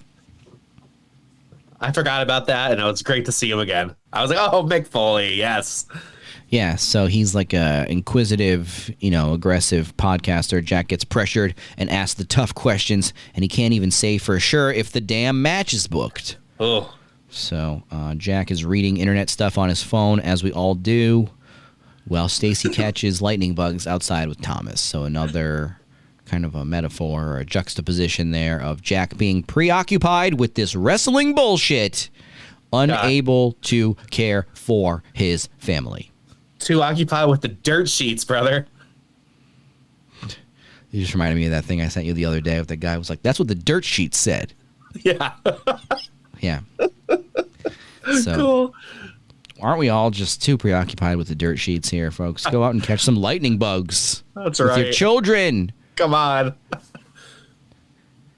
If we've learned anything, isn't it that? So yeah, like I said, Jack's reading, just stereotypical asshole leaning up against his fucking kitchen sink, just scrolling fucking bullshit. Ace trying to repent here by being nice to Crystal. Too late, bub. Yeah. Willie is closing up the dome, and then Bill creepily shows up. He half apologizes, and then they talk about some of their history, their past together. Bill talks about when they were younger. He mentions that Willie left him to go be Tom Spade's valet. So there you get some backstory right there about these two. And Rooster calls Gully and says he's in. Okay, moving Hell on. yeah. So Jack is at home, and he's got to apologize to his wife for all of his recent shortcomings he's had while being spread so thin. Stacy she has a meltdown. She says she wants more out of life, and their family needs Jack around more. Right as he's ramping up for the biggest show that he's ever put on. Whatever. Ace is watching a camcorder of some old footage of his dear old dad. Ugh. So, episode 7, season 1. So Jack, we see Jack driving with Tom home from a doctor's appointment in Atlanta. They are arguing. King Tom seems like a nonstop, cantankerous, oppositional, defiant son of a bitch here. Oh, yeah. I hate him. He just seems endlessly like, this guy seems like the person in your life that you constantly have to tell, I will literally make your ass walk home if you're in a car with him. Perfect. Yes. Oh, yeah. And they did get out of the car because he took a piss on the side of the highway. And, again, they were coming back from a doctor's appointment. Jack starts telling him that he's got ideas for the DWL, basically that they should get Ace involved because his football career is really not panning out the way that Tom Spade thought it was going to for Ace. So then, of course, naturally, after wanting to share your ideas with your father, he decides that, you're trying to come against him in some way, so you have to fight him now. And so Tom wants Jack to pin him. Jack doesn't want to fight his dad. Tom basically roughhouses with Jack and ragdolls him down and basically says, don't come for my shit, boy. Healthy. Yeah, for sure. Good thing to do to your kids, for sure. So this is like Jack's villain origin story here. He's just trying to come up with ideas. His dad is only ever an asshole to him, And then so Tom wouldn't listen and just wanted to fight his son instead of listening. So Gully and his crew are talking about how bad this DWL State Fair show is going to go because they're so screwed with the booking decisions that they've made recently, and Ace going off script and all that. And the Hole, wrestler named the Hole, says that he can only get tickets as close as row 40. So they're selling some tickets to this event. Oh yeah. Gully says he needs to finish Jack off. Yes, I typed that. He has a way with words, Gully. So the Florida Dystopia Stooges, they go to the Duffy Dome and they glue some posters all over the side of the building, and then they took off in a helicopter, as you do. Kind of badass. Not to be, I'm serious. That's a pretty good scene. I'm like, they're big time. You're going state to state in a helicopter? Incredible. No, I'm sure they were just going to the airfield to fly in the private jet down to Dystopia. I guess, yeah, but still, cool way to leave. Down to the Dystopia airport.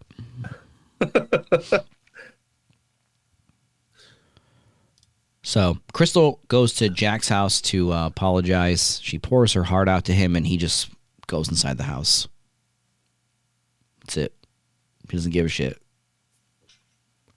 So the wrestlers show up to the dome, and they see all the posters plastered all over the building, and we get a brief mention of a former DWL wrestler named Crawdad. I really wanted to see Crawdad. Next, we have a great discussion inside the dome where Jack is brainstorming who should win the ladder match at the state fair with Willie, Ace, and Wild Bill. This was some great dialogue here because it captured the politicking of wrestling so perfectly. Bill makes his case by saying he's the biggest star. Ace says it's time to make new fans, and younger talent like himself should win. The whole story has been building to Ace winning. Now Jack doesn't know what to do. Willie says flip a coin. Ace and Wild Bill have a little shove-ski. Wild Bill getting into it here like a real pro, breaking down why he should win. Because it's obvious. You're building a story. You've got the young guy coming up to beat his brother. The good guy is going to beat the bad guy. The crowd at one point was behind Ace. They're trying to do something. They're trying to have a big moment. And then you have some other guy who comes here with a compelling reason why you should change everything and do what he wants. Right? Ugh. What's going on? Oh, yeah. Literally right now in wrestling. I mean, Wild Bill definitely sounds like Hulk Hogan, brother. Like, it's like you're the top guy. You never want to lose. And you always have reason. You can always say, I'm the top guy. It won't hurt. Always. Well, this is the push and pull, because if you're trying to make money, you're always trying to think toward the future. And yes, you need to build stars, but you can also stick with the tried and true. What's guaranteed to win? Guaranteed to make money. Mm-hmm. The star. Yeah. That people know. We go to shows. Random star from 15 years ago will have the longest line. You know? Yeah. Oh, yeah. Absolutely. So, young Thomas Spade here, he's at school, and some bully at the water fountain tells him to get fucked. So he punches the kid in the face, nice and good like. Just like Grandpa Tom would want. Exactly. So he's suspended. They take him home, and he says that he knows it's okay to hit people because he saw his dad hit Ace.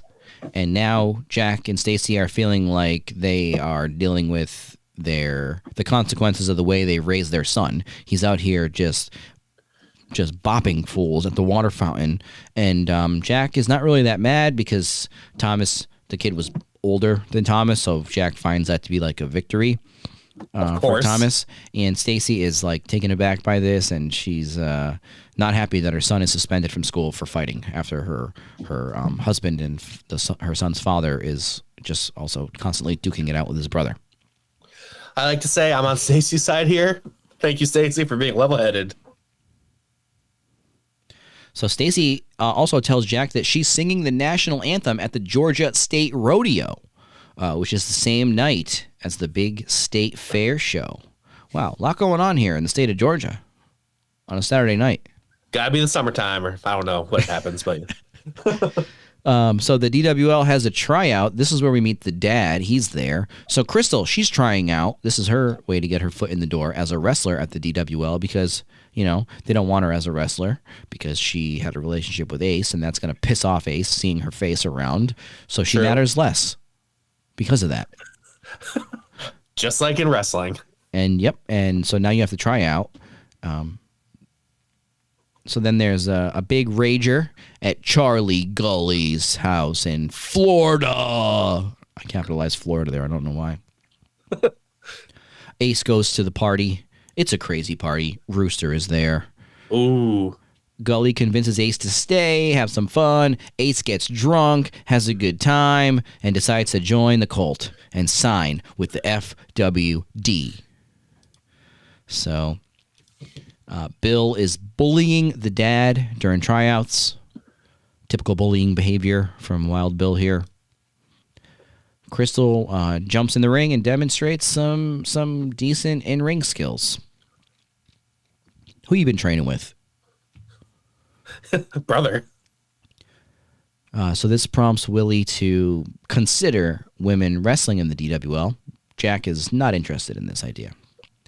So Willie lets Crystal down and says that they're not looking for her services as a wrestler at the moment. So then Willie goes home after that and is a complete hard ass to her family.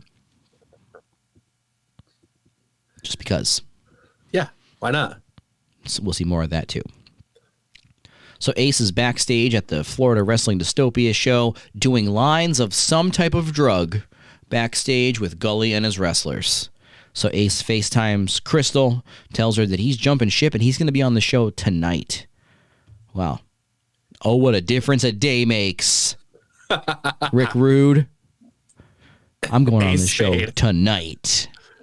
So he invites Crystal to also jump to the FWD. Crystal tells Jack about this. He has to abandon, guess what, family movie night plans to drive down to Florida to stop Ace from going on the opposing wrestling show.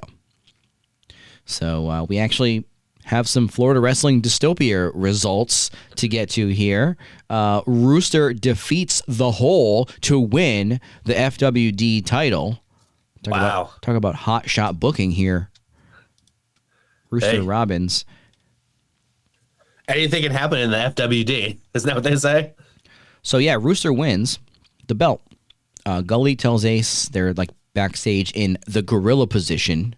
Gully tells Ace that they're going to do a pop-up show the same night as the DWL show, and they're going to put the belt on Ace. So they're basically going to try to take all the people that would have been paying attention to the big DWL show. They're going to have Ace, who would have been on that big show, come up on their show, take all the viewers, take all the attention.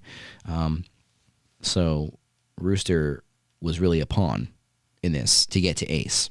Mm-hmm. So Gully hits the ring. Gully is God chants from the crowd. He teases bringing out Ace Spade, and instead out comes Jack Spade, who beats Gully's ass right in the middle of the ring. Man. Just real fighting in pro wrestling. Nothing better. The Spade brothers, they have to fight their way out of Florida. They're just riding out there on their horses, shooting their revolvers, trying to get out of town. No. Jack said to Gully in the ring, he said, "Don't come for my shit, boy." PTSD here, folks. Ooh. So there you go. The episode ends with Gully yelling into the microphone, in the ring, in the microphone, "Somebody get that motherfucker!" One of my favorite endings it's like the penultimate episode of the season here with Gully. "Somebody get that motherfucker!" Like, I love this because this is the one element that doesn't exist anywhere else in this world. And that is, you don't know what's real and what's fake. Yep. Fire alarm goes off in the movie theater. You're not going, "Is this part of the show?" No, you're like, "I'm getting out of here so I don't die in this fire." You know? Well said. Yes. Wrestling, yes. You don't know what's going on until you're like, that's a debut. You hear a fire alarm go off. You think that's someone debuting. Until you hear Charlie Gully yell, "Somebody get that motherfucker!" All right, so episode 8, the last episode of season 1 here. We start with another flashback scene to teenage versions of Jack and Ace in their yard. Tom comes out and bullies and torments Jack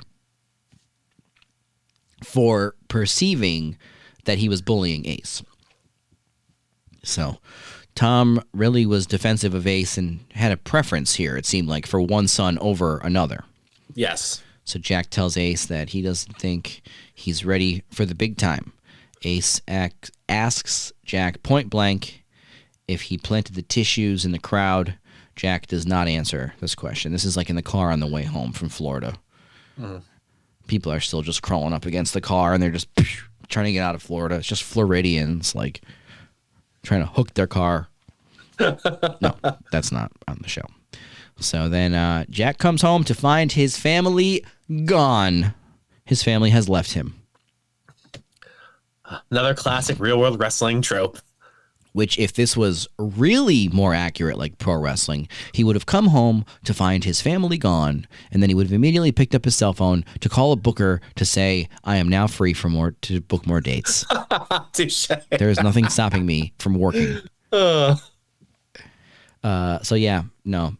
Stacy and young Thomas, they've had enough of this. He's chosen wrestling over his family one too many times. Every wrestler ever. So Bill, he offers Crystal the role of his valet, Bunny Bombshell. Ace tries to get Big Jim back into wrestling for this big state fair show. Diego is supplying Bill with some druggy poos. So we got some PEDs, just some stuff to make sure that Bill is, rock solid for the state fair show. And Bill asks for some stronger stuff. Maybe he needs to call a certain doctor for that. Dr. Zahorian. Could be. Some of those brown paper bags. A quick little commute to Pennsylvania. Dr. Diego here. Setting him up. So then Jack and Stacy have a conversation. They don't really solve things, and Stacy is now staying at her friend's house with Thomas. So they're separated now over all this.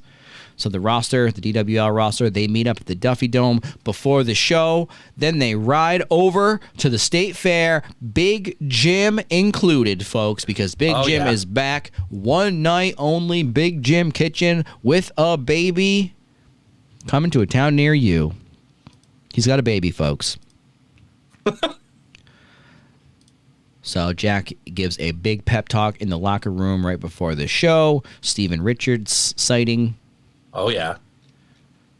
So we have some DWL results here from the South Georgia State Fair. 10,000 people, or 100 extras during COVID. So Big Jim Kitchen and Ricky Rabies beat Apocalypse and Diego Cottonmouth. I don't know why this is with my results post, but Wild Bill takes the aforementioned pills backstage and begins feeling a little weird. I just felt a little weird a couple minutes ago. I no-sold it, but I was getting dizzy. I don't know what happened. Jeez. Must have popped some of those Diego pills. Yeah. So Jack misses Stacy's performance of the national anthem because he is up next. That's how it works, brother. Wild Bill and Bunny Bombshell come out first. Nice entrance for these two. Bill cuts a promo to get the crowd good and riled up. Starts talking about America, this country, the good people, all that stuff for a nice Wild Bill promo. Jack Spade comes out to a chorus of boos. Ace comes out also to boos. So this is basically it. This is what we've been building to in season 1. This is the big wrestling match. Jack versus Ace versus Wild Bill. You've got the big star who can contribute to bring some more shine, bring some more attention on the match. You've got the two brothers. Will they end their big feud? Will the right guy win? Can they make up for the false starts that Jack has injected into this thing? What's going to happen? And folks, I could not have written it better myself. Because this is one of my favorite moments of the whole series, is the way this thing built to this match and where we go from here. So during the match, Wild Bill, like I said, he was feeling a little weird. Well, during this match, he shits his britches. Folks, he shits his pants. So it's just straight out of CM Punk's Twitter here. Bill craps his pants. So that means they have to rework the finish on the fly. Big match, big crowd. We got to change the finish here. So Jack and Ace climb to the top of the ladder. Bill is just laid out on the ring apron with poop in his pants. So Jack and Ace, they're up on top of the ladder. Gully is in the crowd with his Irish brothers and goons. They have passed out tissues to this crowd. So lovely.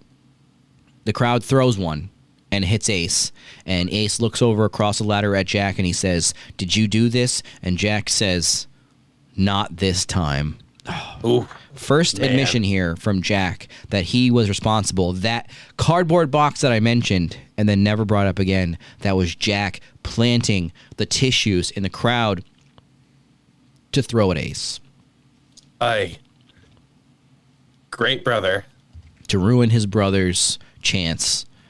And one thing that's almost a plot hole for me is if they booked an angle where there's a real scout here from a big company, you got grumpy-faced William Regal sitting up in the balcony, right? Or you've got Nick Khan standing in the back of the building, and this person is really getting scouted by a real wrestling company, then this is what they see. They see the very quick match, the abrupt finish, so you don't get to see the talent of this person on display.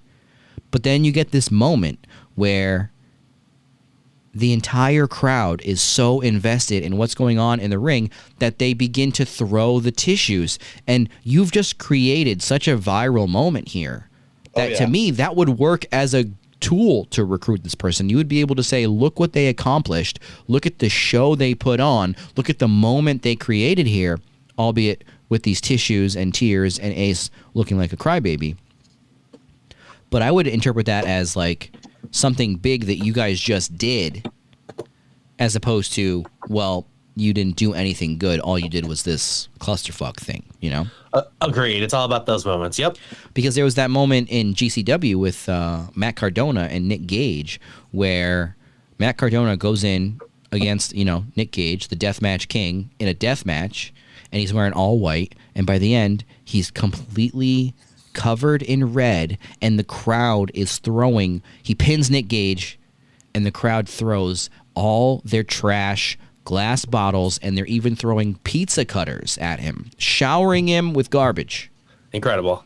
Yep. It's stuff like that it's like, it goes viral, and it's because it doesn't happen all the time. It's very rare that you can get the crowd, that you can present people with a story where the climax or the finish is going to affect them so much. So to me, it's a plot hole that actually you should have been. I would have gone back to my big company and said, "Look what these guys are doing down there," Oh yeah. So, but they're back up on the ladder here at the State Fair show, and Jack just sums up and he says, "No, it wasn't me this time." So now Ace knows for sure it was him the first time. So Ace punches his brother in the face. Punches him, knocks him off the ladder. Now they're fighting again for real. Oh, and guess who decided to tune in at home to watch her sons perform at their biggest event ever? Good old Carol Spade at home watching on her iPad. She sees her two sons start to fist fight and she closes her tablet in disgust. As did everybody else watching this. No. So everybody knows what's going on now. These two are going off script. They're fighting. The show is about to get ruined. And it's because of these two Spade brothers. So everyone is getting disappointed as these two just trade punches in the ring. And Ace starts strangling Jack. When Bunny Bombshell gets in the ring to cause a distraction, Crystal and Ace wrestle. Crystal suplexes Jack. This leads Crystal getting the ladder set up and climbing up. Gully tries to run in the ring because his attempts to ruin this show are not working. So his last-ditch effort, he says, I'm going to run in that ring and I'm going to grab that belt myself. So Gully tries to run into the ring. Bill stops him. Bill stops him and drops him with a clothesline. Crystal climbs the ladder, grabs the DWL championship, winning the title, saving the DWL show. Michael Waldron, Booker of the Year, folks. The episode ends with Ace walking out of the arena with Crystal. The episode and the season, the first season on Stars, ends with Ace walking out of the arena again. Not with that belt, not with that win. Another moment taken away from Ace Spade here. But Crystal standing atop the ladder with the DWL championship. They somehow made that an awesome TV moment, but also an awesome moment if it was in wrestling too. Great job. So we go from Jack sabotaging Ace's opportunity, planting the tissues in the crowd. We've got Gully moving in on Jack's operation, poaching his talent with Rooster. Jack not able to balance any of the responsibilities as a husband, a father. He's on the brink of losing his family here. Then we have Wild Bill coming back into the mix, getting his hands in everybody's business, coming back to the DWL, helping them get their biggest show ever, on their biggest night ever. So many things go wrong. And it all ends with Crystal, the top babyface in the territory, saving the day. Yes, she's the real babyface of the show. Crystal. So as we end season 1, we can say, as we have known former DWL champions, these are all of the known former DWL champions with the lineage of this championship.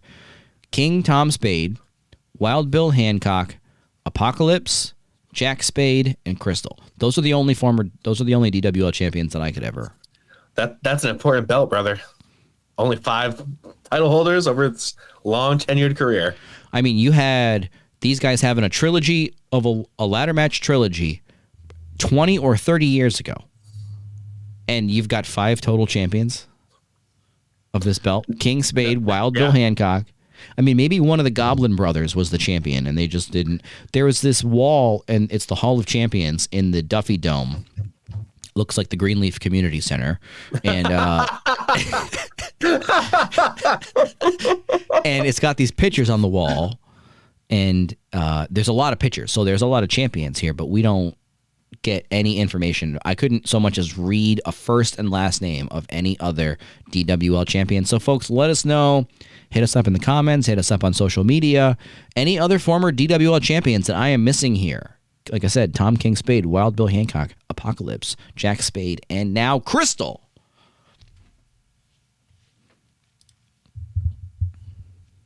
So that was season 1. All right, folks, after a brief continuity trip into the recent future, we are back to get into season 2. So let's get right into it. Chris, are you ready? Season 2 of I this. am. Let's go. All right, season 2. We open up right where season 1 ended. Ace angrily leaving the State Fair arena, and he leaves town after as well. So he didn't like the creative here, so he is leaving the whole territory, it seems. So we cut to a flashback now of Ace, the moment his father, Tom Spade, committed suicide. And we've seen the moments leading up with Tom before, but this is the moment we get right off the bat. In the beginning of season 2, we get Ace discovering his father's body, which is a rough watch. And then Jack comes home to also discover his father's body there. And then Carol drives up and comes home and discovers all of them there as well. So this is how the Spade family discovered Tom's body here. So then also in the first episode, we go through Tom Spade's funeral. And Jack basically deciding to fold up the DWL. So as we know, season 1 is a year after Tom Spade's death. So this is going to be going back about a year to Tom Spade's death, which it looks like the plan was to fold up the DWL at that point. The wrestlers are all chatting about things like whether or not Tom had CTE, and they were saying how he would have, they're morbidly joking about how he would have shot himself in the chest if he had CTE, so science could study his brain. And then they were joking about how he must have had CTE because he said Ace was going to make it in the NFL. So, I mean, at this point in the show, season 2 opens like this. I'm like, all right, so now this is going to be a drama. This isn't going to be a hardcore drama. I feel like season 1 was like a wrestling show with drama. This is more, seems to be heading towards a drama with a little bit of wrestling sprinkled in. Yeah, and the funny thing is that in season 2, we do also get tons more like wrestling specific dialogue. Like the training wheels are off in season 2 with the wrestling jargon here. When season 1 gave you a taste, we told you what a heel was, what a babyface was, and now in season 2, it's off to the races. Yeah, they're like, if you're back for season 2, we know that what you like, what you know, what you don't need to know. So just let's go for the ride. If you weren't a carny before, you are now. Welcome to the carny life, yes. So, yeah, so Jack and Willie are up in the office here after the funeral, and Willie discovers an envelope on the desk from Tom Spade to Jack. So she gives it to him. Jack doesn't look at it, and then the DWL wrestlers come in. Jack's trying to give them the belts, for the old DWL belts. They talk about how they want to give King Tom a 10-bell salute. So Jack talks about it more with Stacy when he gets home. She kind of talks him into the idea for a tribute show. So rather than just close the DWL on the sad note of Tom's death with really no closure for the promotion, they want to have one final show. And Ace wants in, folks. It is time for Ace to get into the family business, the wrestling business. Not a fan of the wrestling business. But anyway, so Ace wants to make his debut. He wants to just be a part of the show. He's saying that he's a good athlete, so between that and the fact that his whole family were wrestlers, he could pick it up pretty quickly. So, like I said, this was supposed to be the last DWL show. But folks, spoiler alert, the DWL stayed afloat beyond this. So This is one of the times in season 2, though, where I was like, and I love season 2, but I'm like, how did Ace pick this up so fast? Just because he's a wrestling family, and this means he could take bumps? It's in his blood. They did show a little training where he's like learning how to properly wrestle, and he just kind of picks it up, and he wants to go to the top rope right away, which is another big element of this season. The Spade brothers should just stay off that top rope. Yes, please. But yeah, so we got some DWL results from the Tom Spade Memorial Show. So first show of season 2, first wrestling show. We get a 10-bell salute for King Tom Spade. Big Jim beats Rooster in a dumpster match. It's right up there with the New Age Outlaws versus Cactus Jack and Chainsaw Charlie from WrestleMania 14. Yep, definitely. Ace Spade beats Jack Spade in his debut wrestling match. So now we're back to the present day, just like I am here now in the present day. So, Charlie Gully posted a video mocking the finish of the State Fair show. He basically is saying that Jack booked himself into a corner with this finish. They have nowhere to go, and it completely flouts the continuity of the match because he's saying anybody can just climb the ladder and win the match because Crystal wasn't a part of the match. So how could she win? So him and his goons post that on the internet, and then we go back to Ace. Like I said, he's leaving town. Listen, I just gotta tell you, Charlie Gully, I understand what he's saying. He's supposed to be the bad guy in this, but I get it. Anyone can just win a match. But it does have precedent in the real world because I think you and I are both in the building. when a certain someone just walked out and won the Money in the Bank in Hartford one time. Wasn't even the match. So maybe I'm wrong. He comes off like a loser here, I think, big time. Because he's like outside of a wrestling show, has to post a video on the internet right away criticizing that wrestling show. Now, Chris, you and I both know the feeling of having to post a video right outside of a wrestling show. But yes, and get those views, but not to directly criticize anything, really. It is a little desperate. I see what you're saying. He's criticizing Jack Spade and it's interesting. Well, I wonder if we'll ever see that in real life, where somebody not just makes like a review show where they're negative about something, but actually is like, I was at Money in the Bank, like one of the old head podcasters is like in the vomitoriums, I am at Money in the Bank, and boy, did they just screw themselves over with that finish. Oh, that's definitely gonna happen. Yeah. Because, there's the haters out there for each show. Each side has their... Yeah, you have to. That's how you get the clicks, guys. Content creators. All right, so that is basically episode 1 of season 2. We had the whole drama with Tom. And, if you remember back to season 1, right before they were going to go out for their match. Now, in the future, after what we just talked about...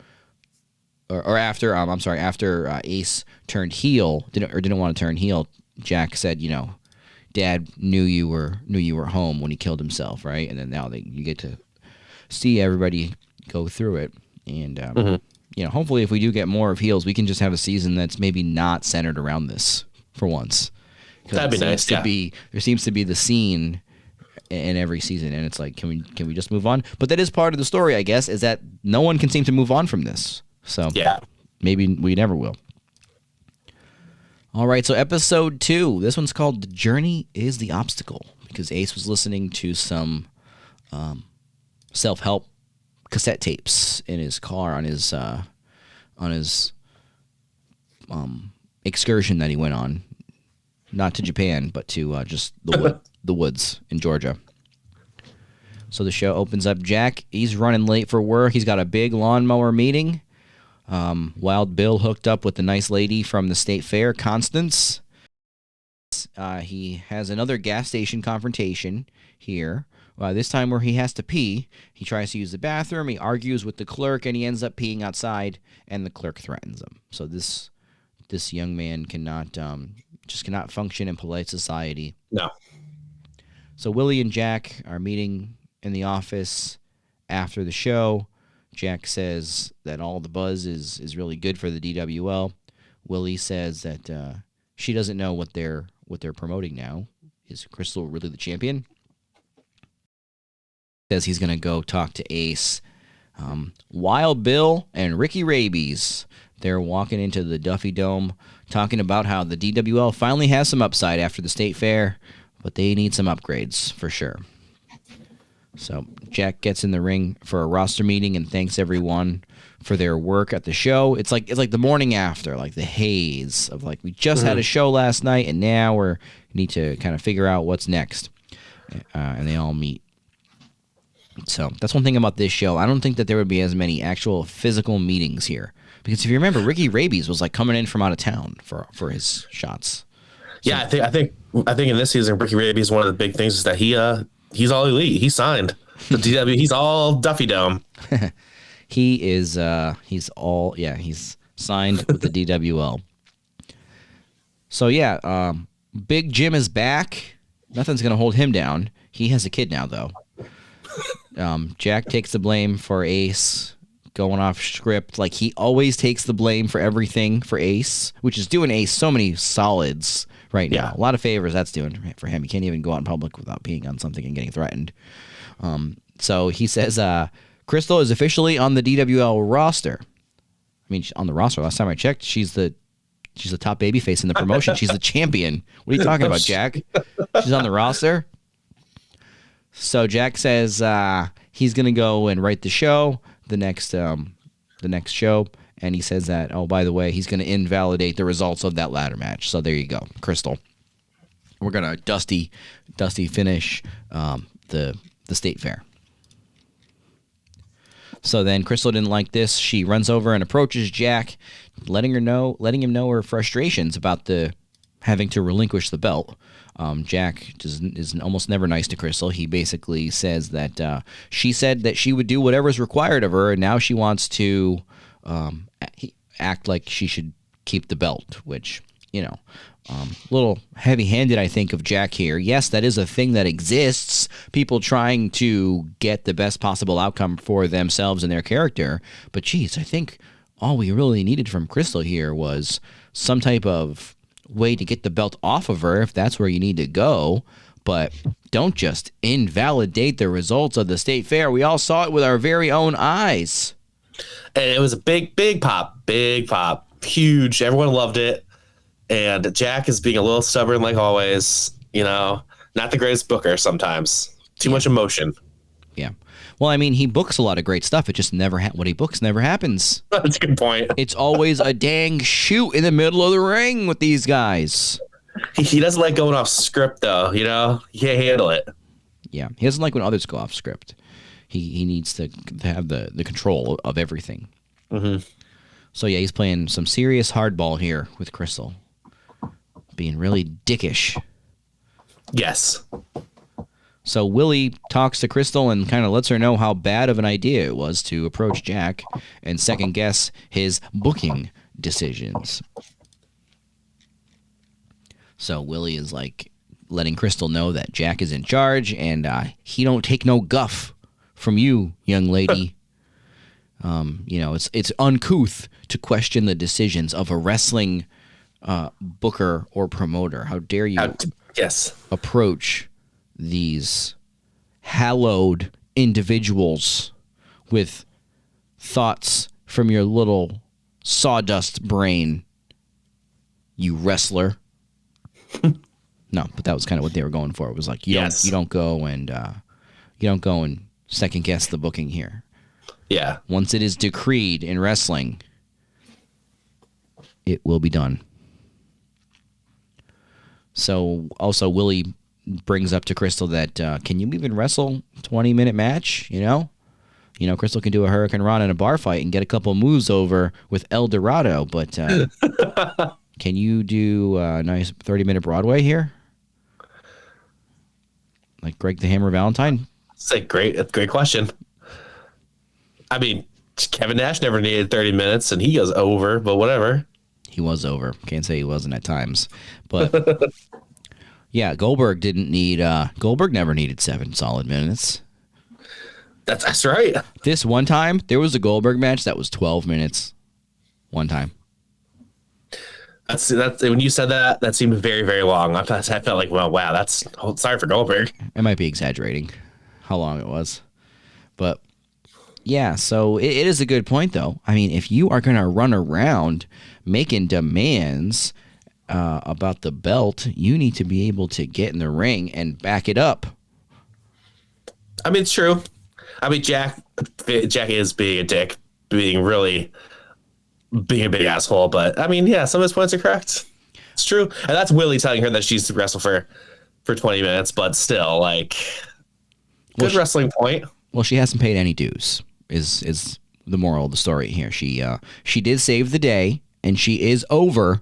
But unfortunately, people will cut off their nose despite their face in the world of wrestling if you have not paid your dues. That is correct. Ask Daniel Puder. Was that his name? That was his name, right? Well, listen. Not only did he not pay his dues, he did attempt to shoot on Kurt Angle. So, well, that's true. That's you're right. I take it back. Cut that out. And that was that for Daniel Puder.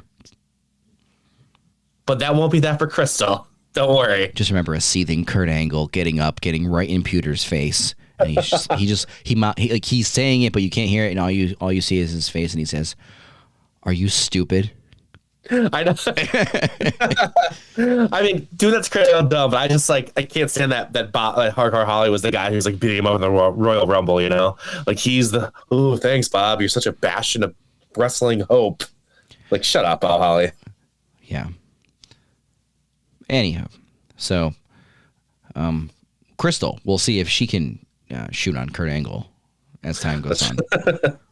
So Jack goes over to his mom's house, and Carol lets him know that Ace took his Xbox and left. So now things are getting serious. Ace is really gone here. He's not just wandering around Georgia drunk. Well, actually, I mean, he kind of is, but, farther away. Yeah, he's not coming back. If he took that Xbox, that means he ain't coming back. They don't really go into, details, because they do try to hammer you with certain details, but just some others are just left up to the pace of the show. Like, you kind of get the idea that Ace is traveling very far away into the woods, into the wilderness. But, I mean, is he 3 states over? Because that's kind of a far distance, down in the South. Like, you and I can go 3 states over to get a fucking Subway sandwich. But down in the South, it's like 3 states over is like kind of going across the country here. So, and then when people have to then drive to go look for him, what are we talking here, But anyway, Ace he's gone. He's out there. And we'll get to Carol more here in a bit. So Ace, he's at a diner here. We get a nice scene, Ace trying to interact with society again. So Ace is at a diner. He steals the money that another patron left for their meal. Ace then feels guilty and tries to go give the guy his money back, but the guy had already been kicked out of the diner for not paying. The guy was a very religious man, and he tells Ace to keep the money because Ace must feel like the world owes it to him. So there you go. Good job, Ace. Deep diner, deep diner talk with patron there. That was a deep thing. Really cut the core of Ace in one sentence there. So Crystal is getting that work in the ring with the dad. So then she asks Diego if he can go 15 minutes with her, and he just stares at her. Ace is now at an outdoor store. He asks if a raincoat would be good for rain. So he's clearly out of his depth when it comes to the wilderness, and he's going to go camping in a rough area filled with bears. What could go wrong? Ace, spoiler alert, Ace is such a dumbass. Yeah, correct. So Jack and Stacy Spade have to go to Thomas's school because Thomas punched a kid in the face at the water fountain.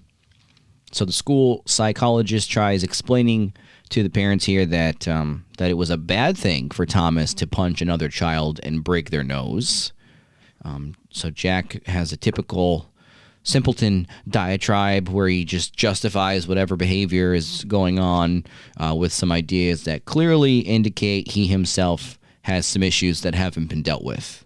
Mm-hmm. So he starts talking about a kid from his age that got punched, and then he became a good guy after he got punched, and it set him straight. And they kind of insinuate things can escalate to a school shooting, and then now that's too much for Jack to comprehend. So, I mean, Jack was constantly getting bullied and attacked by his father. He's always coming to blows with his adult brother. He bullies people, and the school, so he doesn't really, he's not really comprehending what they're saying. But the school says that they have a zero tolerance policy. So, no more face punching for Thomas. Fair. It's a fair policy. I'm sorry, Jack. The school's right. So outside, Stacy is not happy with how Jack handled the meeting. Keep in mind they're still separated here, and they had to meet back up to go to the school meeting. They are just not on the same page. So she says she's not coming back home yet, and she doesn't like Jack's recent leaning into violent ideas. So, I mean, can you blame this guy? His boss is a little prick. And he's constantly got to look after his dipshit brother. And then he's got this wrestling league that's basically going under. People are trying to poach his talent, put him out of business. He wants to punch a dude every now and then. You know? Yeah. Let him punch a dude if he wants. Maybe not the best lesson for your child, though. But teach your kids. I don't kids. I don't know. Teach your kids that when you get mad about something, you can punch someone if they're close to you, if they're within punching distance. You can hit them. Especially if they were a part of it, then forget about it. It's like they're owed one, you know? Good. Yeah, that's true. No, I'm just kidding. Don't punch anybody. That would be like, that's ridiculous. This is, what I feel like they're trying to say is maybe don't punch people to solve your problems. Yeah. I mean, if you remember back in season 1, Tom Spade punched Jack, so. Well, there you go. If Tom Spade did it, then it's the right thing to do. That's right. That's all Jack knows. Punching. That's all any of these people know. Punching and booking wrestling. I'm surprised. I wonder how many laptops he's gone through punching the screen if it freezes. Man. No, Jack's not even really, the most angry one. I mean, he didn't break anybody's leg in two. That's true. No. So, when your kid sees that, it's kind of hard to reconcile what's right and what's wrong when your uncle's out here snapping people's legs. Then your dad's punching him for it later on. What else is he going to do? What's a kid to do? Most kids just have to worry about, like, is Santa Claus real? Is the elf on the shelf real?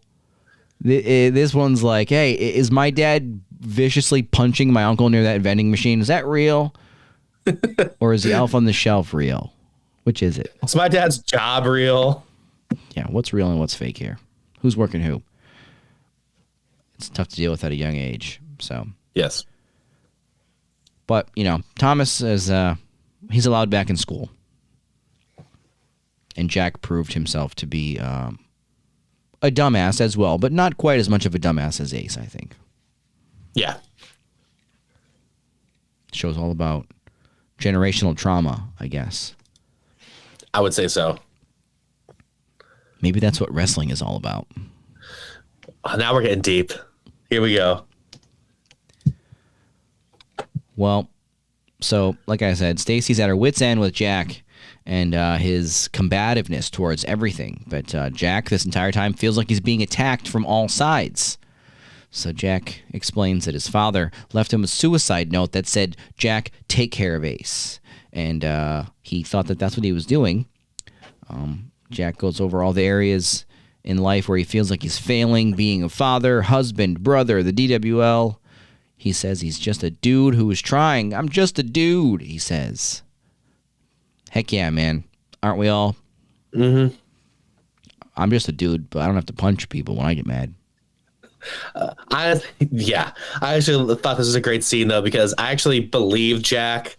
And you can see how he's just like you said before, just dealing with all this stuff. And maybe not deep down, he knows that being violent isn't the answer, or what's going on isn't how he wants to live his life. But he just doesn't want to handle it. And that's real. I appreciate that. Yeah. Well, just another scene where he proves that he can't get past his stubbornness that he seemed to inherit from the patriarch, Christian Cage. Yes. No. Tom Spade. Yeah. And he seems to, he can't really get past that, but he wants to, so that's growth, I guess. Mm-hmm. I guess. So, and then he kind of acknowledges that he's changed since his father's suicide, but he just kind of lets Stacy know that he'll figure it out. And then we have Camper Ace. He is hiking through the woods, reconnecting with nature. Camper Ace. He's reconnecting with nature by keeping up with the indie wrestling business on his phone, basically. So Jack can't get a hold of Ace. He tells the roster that they're going to be shooting a promo tonight, but he doesn't know what it's going to be about. So Bill comes in, helps Jack with the writing process by showing him some of his notebook of wrestling ideas. We got an all-timer from Wild Bill here. He says, sometimes my turns of phrase misfire. I own that. That's just Wild Bill in a nutshell on this show. Sometimes my turn's a phrase misfire. I own that. Like who would say that? Welcome back to the show. The best character, Wild Bill. All right, so now we get a promo, the first actual promo scene here. Vignette, press conference scene in the DWL. We got Eddie Earl, who is the president of the DWL. No need for Jack Tunney. We got Eddie Earl. So he's the president of the DWL board of directors. So, there's a whole board. Maybe there are other pawn shop owners who don't want to give the DWL any money. So he's at a podium outside the ring in the Duffy Dome with Crystal, Wild Bill, Jack, and senior official Bobby Pin. He explains it was the referee's fault for handing the title to Bunny Bombshell, and now the referee is suspended. And Bobby says that he is now retiring from reffing. I don't know what kind of fake weird spell check occurred in my notes here, but so Eddie Earl announces Jack versus Wild Bill in a ladder match rematch for the DWL title, which will be held in abeyance. Jack says Jack says in the background that this is only happening because Bill's threatening to sue the DWL. Wild Bill accuses his valet, Bunny Bombshell, of poisoning him to cause his diarrhea in the match. So it definitely wasn't just a bad, batch of drugs. No, never. The two men almost come to blows here. Crystal takes the mic and says that her name is Crystal Tyler, not Bunny Bombshell or any other cartoon stage name this hairy, syphilitic sack of skin tries pinning on her. This was actually really funny. It was great. So Eddie Earl also offers Ace Spade in a shoot here. Eddie Earl offers Ace Spade the chance to come back to the DWL. This was where this whole Eddie Earl being your inner monologue if you're too stupid to know what's going on begins, or Eddie Earl saying things that are just out in complete left field with reality and not something people would say. So yeah, if you're out there, Ace Spade, come on home, please. Dinner is on the table. And please call your mother. She's worried about you. Thank you. And Ace is actually watching the promo on his phone in his tent, like I said, catching up with nature and the DWL. All right, so it is showtime again, folks. Here we go. Another show at the Duffy Dome. Willie tells Jack that the Dome is standing room only. So after their state fair show, they are drawing a house. Jack is still trying to get Ace on this very show. There are people here at the show. And Jack is leaving Ace voicemails about what they'll do if and when Ace shows up at this show. That's booking on the fly, kid. Oh, that's like calling it in the ring. Like, jeez. So Eddie Earl announces that Ace is a no-show. So there you go. Hype up the crowd. Essentially promote someone. Hint that someone might be there when they are not going to be there. This is what I was arguing with that person on Blue Sky about the other day. I was like, you wouldn't do this. You wouldn't promote something and then say, oh, they're not here. Yeah, you never. I mean, as a real thing, like somebody's really not there, and you knew that. Just a bad business move. Maybe it's all part of the story, though. What do you think, Chris? Is it all part of the story? I mean, anything can be part of the story. Oh, maybe it's all part of the story. Maybe Stephen Amell's part of the story. maybe heels getting canceled by stars is all part of the story. That's right. Yep. Maybe. Let's not judge it until it's done. We got to let it play out. Let this show that got canceled play out. No. We obviously want to see more heels for sure. So, Yeah, Ace gets announced to the crowd as a no-show. Well, maybe on commentary, it's he's really just talking to us, the people watching the show, and an Ace spot in the triple threat ladder match is now an open challenge to any man. And Crystal is in the balcony of the dome, and she says, "How about a woman?" She said, "Don't treat her like a woman. Don't treat her like a man. Don't treat her like you know her." She came out with a big firework thing like China. No. So she gets on the mic and cuts a promo accepting the challenge. And here we go. Crystal hits Bill with a heel kick that knocks him right out of the ring and through the announce table to get this thing kicked off, which I thought was hilarious. Me too. Very rarely are table spots absolutely funny, and this one was. Sting had a table spot with in his recent AEW run that was just it was like you're going faster than gravity pulls you down towards these tables, and it's just so funny sometimes. Like, how did you get that much speed? Bill just like he's just like out of the ring into the table, like, okay. That's a pro. Wild Bill's a pro. Like a certain legend we see occasionally that'll just pop up for one spot in a match and just kind of get up on the top rope and just do like a moonsault, or not a moonsault, just like a senton off the top rope, if you could even call it that, onto the outside, and then just leaves. So Crystal, like I said, she hits him with a kick, knocks him right out of the ring, through the announce table. So then she hits Jack with a nice diamond cutter. I mean, DDP yoga. Maybe she's training at the Nightmare Factory in Georgia and learning the diamond cutter here. And then I believe this was the moment where a one Philip Seymour Punk on commentary, Ricky Raby says, "The kids call that a cutter." Why? Why, Ricky? Why is it called a cutter? Huh? No one. It's calling it a cutter to begin with is stupid, folks. Okay. It was why? There's other names for it. It's either the diamond cutter or call it something else. The kids call that a cutter. What are you cutting? Diamonds. It's the only reason why it's called that. You are cutting diamonds because you are Diamond Dallas Page. Yes, if his name was like Silver Dallas Page, it wouldn't be the diamond cutter. Yeah, exactly. It wouldn't be a cutter. You're not cutting it. It wouldn't be a cutter. Yes, it would be nothing. So then she basically also gets Jack in a triangle choke, and he starts to tap. But this is a ladder match, folks. You got to climb the ladder to win.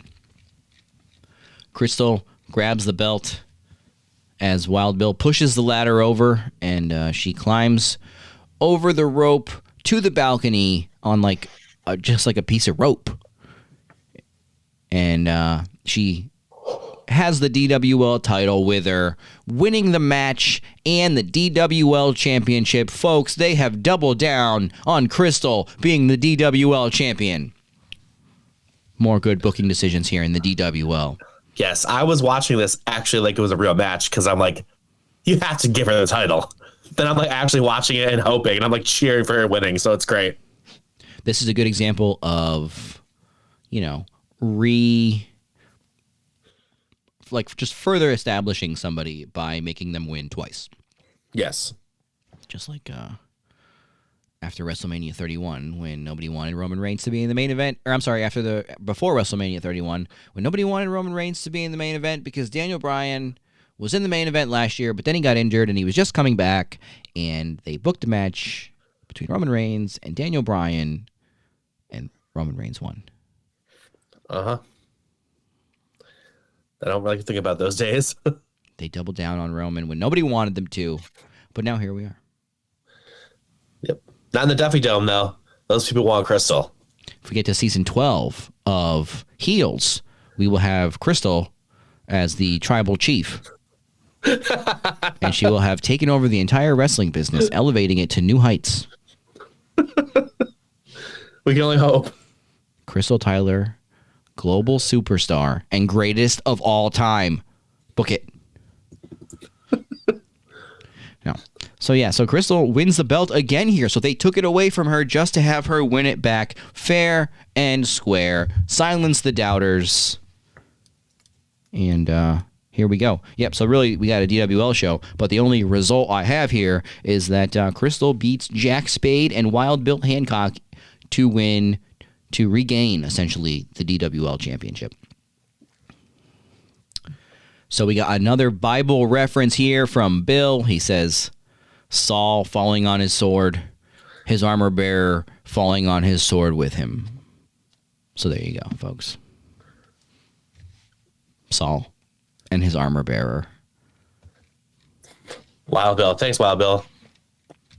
So Ace is up on a cliff, and he is watching, I don't know, maybe this.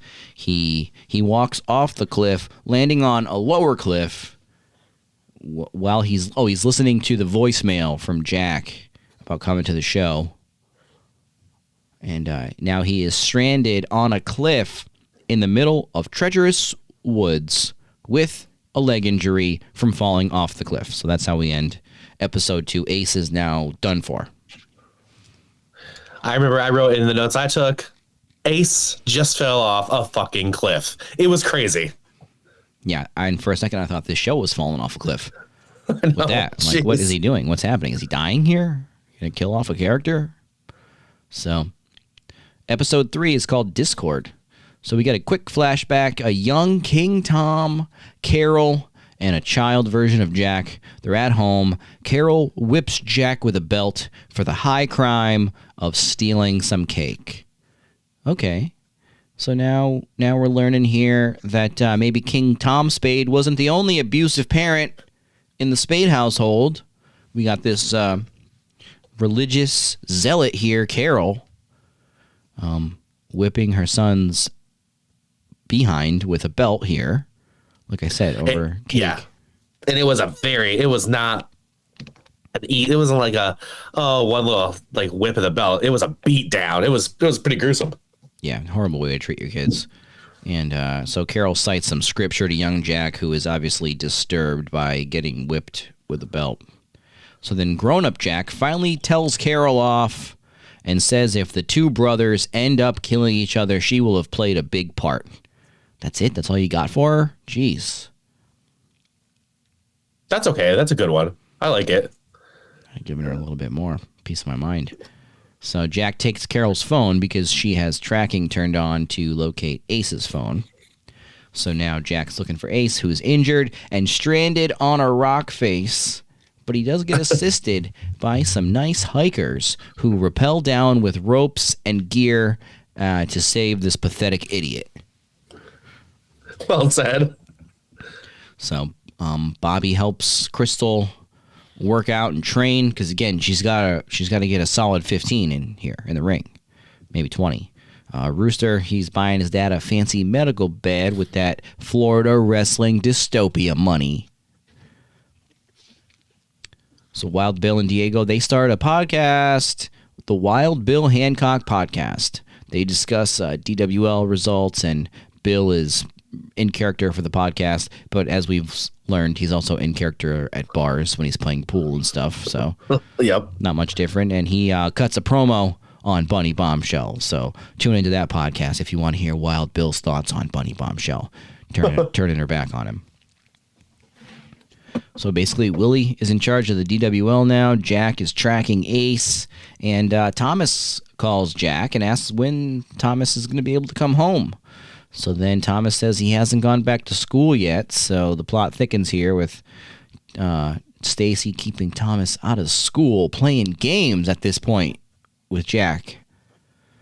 But the school had decided to let Thomas come back, but Stacy has not brought her son back to school and thus back to their house yet.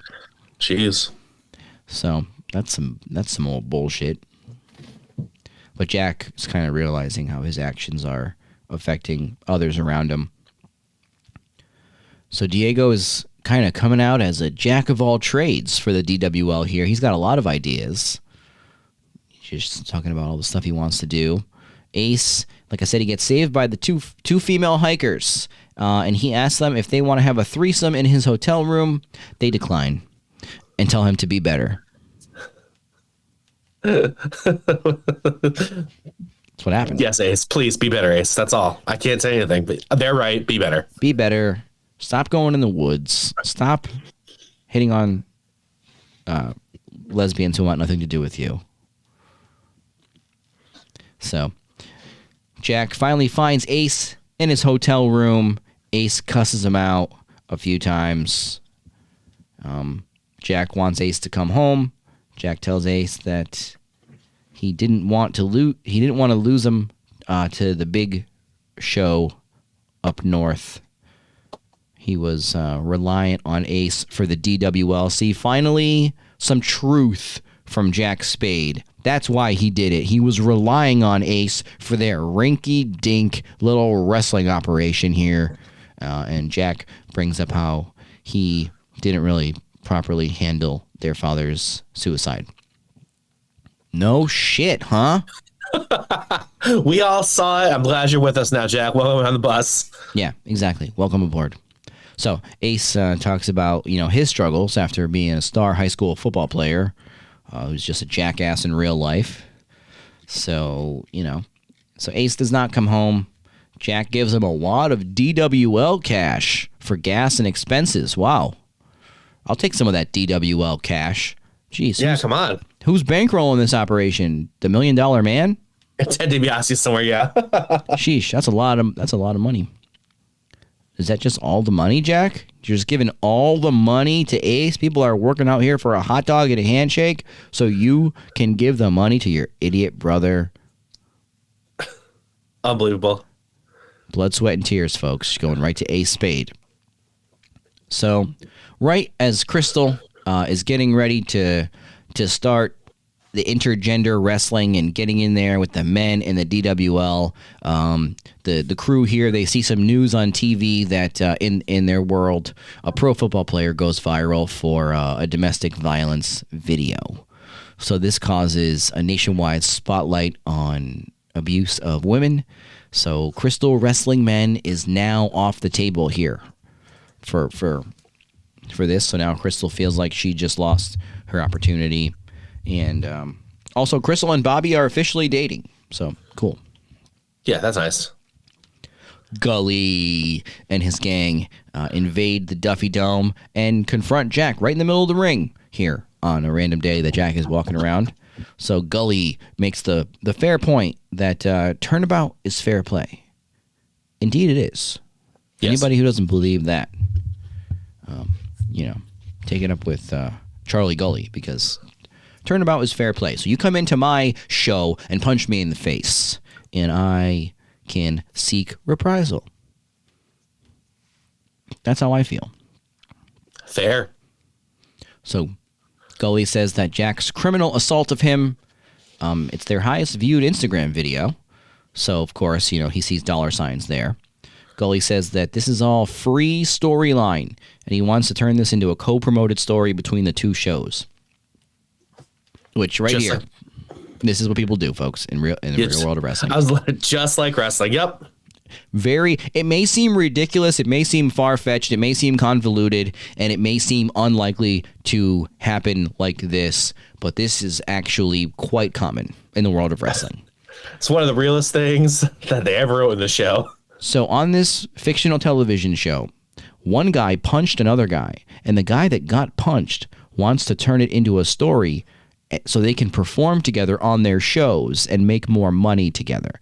If that seems unrealistic to you, imagine if two men fighting in real life over one causing the other's girlfriend to cheat on them with them and turning that into a wrestling storyline. Ask yourself if that seems far-fetched. And that's not even just one of those. There's many of those. Yeah. There was there's I don't even want to go into some people's personal strife that they've turned into wrestling storylines, but it runs the gamut. People turn much more serious personal turmoil and personal problems into wrestling storylines. So So yeah, this is pretty common here. Plus, also wrestlers will want to replicate anything. Just like anybody who has any type of content online these days, they will want to replicate anything that draws a high number of views, you know? Yes. So punch me in the face, kick me in the dick, strap my nipples to a car battery, whatever. If it gets views, somebody out there, probably in the world of wrestling, will want to do it. Yeah. So then the real ultimatum comes out. Gully basically threatens to sue Jack for punching him. He brought his lawyer with him all the way to Duffy to serve Jack some BS legal papers or something. I don't know, some legal papers. I don't know nothing about that stuff. He basically gives Jack the ultimatum of working with the FWD or going under from a lawsuit. So Ace has an insane nightmare here in his hotel room, featuring Crystal and a bloody Tom Spade. So this makes him decide to finally go home, back to his family, back to his hometown of Duffy. I'd go back after that horrific Tom Spade dream. Oh my God. Stacy also decides to come home, so Jack comes home to find Stacy and Thomas back. And like I said, Ace shows up at Jack's house as well because we're done with Carol now. Screw her. Smart move, Ace. There we go. And that's how episode 3 ends. The family is back together.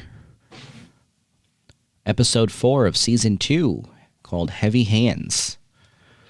Jack and Ace Spade, they're reconnecting while Ace... Oh, no, I'm sorry. Jack and Stacy Spade are reconnecting while Ace is living in their garage, folks. I mean, Jack and Ace are also reconnecting while he's in the garage, too. Yeah. So at the Duffy Dome, Ricky Rabies, he's in the ring training their newest recruit, El Dorado, a.k.a. AJ Lee, a.k.a. AJ Mendez, a.k.a. AJ Punk, wife of Ricky Rabies himself, one Philip Seymour Punk. AJ Mendez on the show, folks. So Crystal, she's working out, running through some wrestling moves with El. They're kind of clunky. So they're still getting used to each other.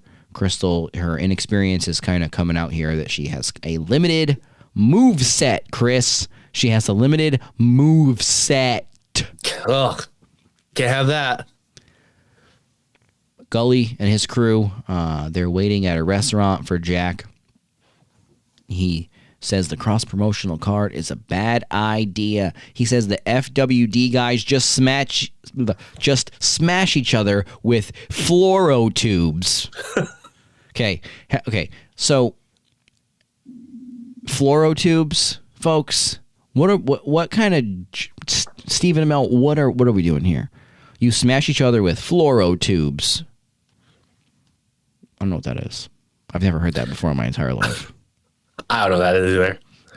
God only knows. Barbed wire, and the DWL is actually about wrestling. Do you know that the DWL is about actual wrestling? I sympathize with Jack, and I understand, but for some reason, when he said that to him, I cringed.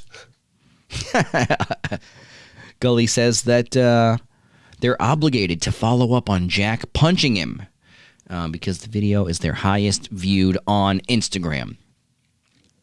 So Jack apologizes, and Gully basically shits all over it. And this was at the behest of Stacy Spade, who encouraged Jack to just apologize to Gully. And Gully, I cannot tell you, I've never seen a human being thoroughly shit on someone's apology better than Mike O'Malley does here. He's just like, he says he has some type of... He's like, do you think stringing those words together in that order means anything or something like that? It was just like one of Michael O'Malley's great moments on this show here.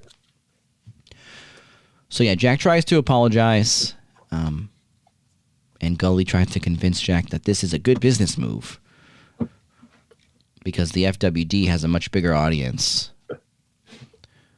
So then Gully explains to Jack and the viewing audience here that the goal here is to turn this punch from a shoot to a work. Oh, yeah. Jack doesn't really have a choice in the matter, so Rooster breaks down the dynamic of the FWD versus DWL cross-promotional feud pretty well, I think, for those. This is a moment where you get some exposition from Rooster that just kind of cuts through all of this Carney talk, his Arnie talk, and lets the folks know what's really going on here. So Wild Bill and Diego go to a wrestling fan convention. This is a fun scene. So they talk about interviewing some guys named Man Beast and the Texas Slinger. I'd love to meet the Texas Slinger. What's he slinging? I don't think we want to know. So Crystal gets her photo added to the Hall of Champions inside the Duffy Dome. She is now a DWL champion, after all. So as you can see, there was like stuff there on that DWL wall, but I don't know who any of those people were. They don't really ever get named or zoomed in on enough to really gleam any more about the championship lineage. So Jack announces the FWD versus DWL card to the roster, and everybody hates this idea, of course. Of course. So this is a funny part here. There's a wrestler here who is like a young guy, and he's dressed basically like an 80s Saved by the Bell character, and CM Punk like tries to pitch him to Jack, who's not interested at all, and then they're walking off, and Punk just says to the kid as they're walking away, "Dust off that Dracula gimmick." Just why don't you dust off that Dracula gimmick you got there? So back at the wrestling con, Bill and Diego, they walk in. First of all, this is a big plot hole on this show, folks. First of all, they walk into this wrestling convention. The Goblin Brothers are like these two old dudes. They're like old. They're like Wild Samoans level old. And rest in peace to the Wild Samoans. So they're like these two old dudes at a wrestling convention. Now, they were just on a DWL card, if you were paying attention, not on screen, but Jack named them as being on one of the shows. And like I said, here they are looking as old as the Wild Samoans. May they rest in peace. I mean, the Rock and Roll Express still wrestles once in a while. I mean, that's true. Yeah, they could have been like, the Goblins. Could have been like, the old timers coming in here to to get in just like a few minutes of wrestling and have like a gimmick match like we've seen a few times. Maybe it's like Tiger Mask and they're the original Goblins. The other Goblins are like Goblin 2. So I want some of this Wild Bill merch. Like, am I a fanboy? I want that wrestling figure that says Tough Hombre on it. Where can I get the Tough Hombre wrestling figure of Wild Bill? Is pretty awesome. I'm down. So Jack and the DWL wrestlers shoot a promo at an American Legion on the dad's phone. They're in full gear with the DWL flag on a tank outside of a Legion. Now, this is how you use a tank outside of a Legion. Yes. Right? I mean, how many of us have wanted to climb up on those tanks? Especially you get a couple of $3 rum and cokes in you. You get a couple 5 of those. You're looking at that tank like, I can climb that thing. 5 of those? I'm not climbing it. I'm trying to drive it. I don't think they're functional, these tanks. I hope not, yeah. The Legion. But yeah, classic DIY promo shoot here. Also just goes to show you what you can get out of an iPhone camera these days, folks. A full video if you need it. So in the promo here, Jack challenges Gully and the FWD, and he makes it about America and God and some fireworks. And the fireworks were a dud here. Except in this case, we didn't have Eddie Kingston holding his friend's lifeless body up, preparing for a vicious explosion that doesn't come. I was hoping you were going to say something like that. Thank you. They had to have got the idea for this dud of an explosion from the finish of the exploding barbed wire death match in AEW a few years ago, where the fireworks went off like some sparklers. Definitely. They definitely did. So yeah, I thought it was funny. Fireworks were a dud. So Rooster shows up and tells Jack to write him a good promo for when he shows up at the DWL show. Okay, that's what's going to happen. I get it. So Bill at the convention runs into his old pal who calls him Sporto. And I could not get past this. Like, again, another thing in the writing of this show that I'm just like, why is this here? So there's another old timer named Jimmy John, who's kind of like neurologically impaired, and the other guy says that that's because he left it all in the ring. Great. All of his brain cells. Yeah. Apparently. So unfortunately, there's probably a few old timers out there now who we could think of who are maybe not this deliberate in their decline, but yeah, there's definitely a lot of guys who have left it all in the ring that we see. Some guys cannot get back into that ring. Yeah. So Ace takes young Thomas out to the gas station, and Thomas manages to get King Tom Spade's crown lost in the middle of traffic and run over. So, poor kid. He's sad about it. Ace gets... Oh, go ahead. Say more trauma for Thomas. Jeez. He's back in school. His parents are probably getting back together. And then this. Yeah. Ace is getting back in the ring. He's running the ropes. He does a kip up. Wild Bill doing a podcast now with his old timer friend who is called Man Beast, not the Man Beast Rhino. A much less intimidating Man Beast here than Rhino. Yes. So he's leading a pretty boring middle-aged life here, and I think that's the point they're trying to drill into you, is that while Bill is out here, you know, pulling his dick out on airplanes and showing up at wrestling shows and doing ladder matches, Man Beast is running like a yogurt shop, and he's playing with his grandkids, and Jimmy John is just eating some bacon or whatever they're doing. So Bill is not getting any exciting content for the podcast here out of this guy. He's like asking him, what do you do? You've been keeping up with this guy? Have you run into that guy? And the guy's like, nope. I just sit around and live my life. And this guy's trying to convey the message that, you know, he left the wrestling world and the fast-paced world behind him for a normal life, and he's okay with that. And Bill, of course, naturally starts to cuss out his old friend and insults him on his podcast, and says that the guy says that most of their generation is either crippled or dead, but he's a happy man, and he does not wish he was Bill, still clawing away at more fame and admiration. Whew. There's some controversy for the podcast. Don't shoot at a shooter, pal. Exactly. Yeah, watch who you're shooting on. So then he says he's going to go to the salad bar. So Bill gets into it with old Jimmy John and tries to bully him, and he gulps his drink. Bill is having a meltdown here in front of Diego about how he's not getting off the horse. So Bill's confronted with the idea of ending his wrestling career, and he can't seem to consider that. Yep. Like some folks who tweet with the first letter of every word in capital letters. So El Dorado and Crystal, they're backstage talking. El is taking about 6 Tylenols, explaining that the rough nature of being a traveling independent wrestler has left her with injuries, no health insurance. It's really not glamorous. There's no money, just injuries. So Ace shows up at Crystal's trailer and asks her for help with a new idea that involves dyeing his hair. Ooh, okay.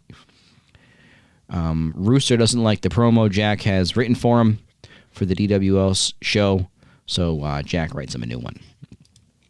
Okay. So then Stacy, she's working behind the scenes here at the DWL, trying to get more involved, and she notices some fishy behavior from Willie. A little sus, that Willie. All right, folks. So we got some DWL results. It is time for the next DWL show. The roster is in the ring. Diego, Ricky Rabies, Wild Bill, Big Jim Kitchen, Bobby Pin, Crystal with the DWL title, the dad, and 2 other guys as well. Eddie Earl announces a women's championship. Crystal is the inaugural women's champion. All right, they're bringing a women's championship to the DWL. She trades the DWL title for a new white-strapped DWL women's title. So we got Crystal Tyler versus El Dorado. One of the better matches, really, that we will see at all in the DWL here. Crystal and El Dorado. Top talent, yep. So Rooster, he interrupts the main event with a nice heel promo, talking about leaving Duffy to better himself. He shoots on Jack in the DWL, calls it stuck in the past. Rooster accepts the DWL's challenge and leaves the Duffy Dome to a chorus of boos. Okay, so they're building up a little show here. All right, so the main event of this show is Wild Bill and Ricky Rabies versus Diego Cottonmouth and Big Jim Kitchen. This one ends in a DQ when Ricky Rabies becomes rabid and starts biting people. Is he biting people? I mean, do we got Ricky Rabies in the ring or we got Ryan Mooney in the ring? Yeah, that's right. Is he the honey badger? Did he come out in a cage beforehand? Did he come out in a dog crate that they couldn't open? But wait, folks, Rooster and the Hole from the FWD come out and they are attacking the DWL guys. Okay, so right off the bat, folks, we got an invasion angle here. The FWD is invading the DWL, OMG, and then the lights go out in the Duffy Dome. And then a mysterious figure rappels down into the ring, taking out the FWD guys. And we get a classic line here. Is that Jack Spade in a hoodie? Is that Drew McIntyre in a hoodie? Eddie Earl. Another one. Ripped right from the headlines. Another one. The man speaks to us in a computerized, altered voice and says he is the condemned. And, of course, it's Ace.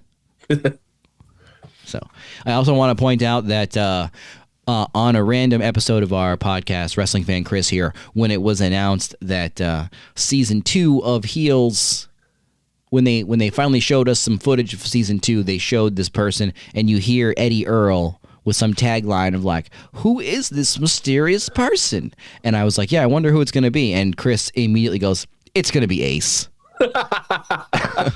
And I was like, well, we probably just ruined season 2 of Heels for anybody listening. It's just Ace. I'm thinking like maybe there's a new wrestler. It's just Ace. So that happened. All right. So yeah, we end episode 4 with the condemned. What are your thoughts on the condemned, Chris? Let's stop here because this is really the first homegrown DWL character.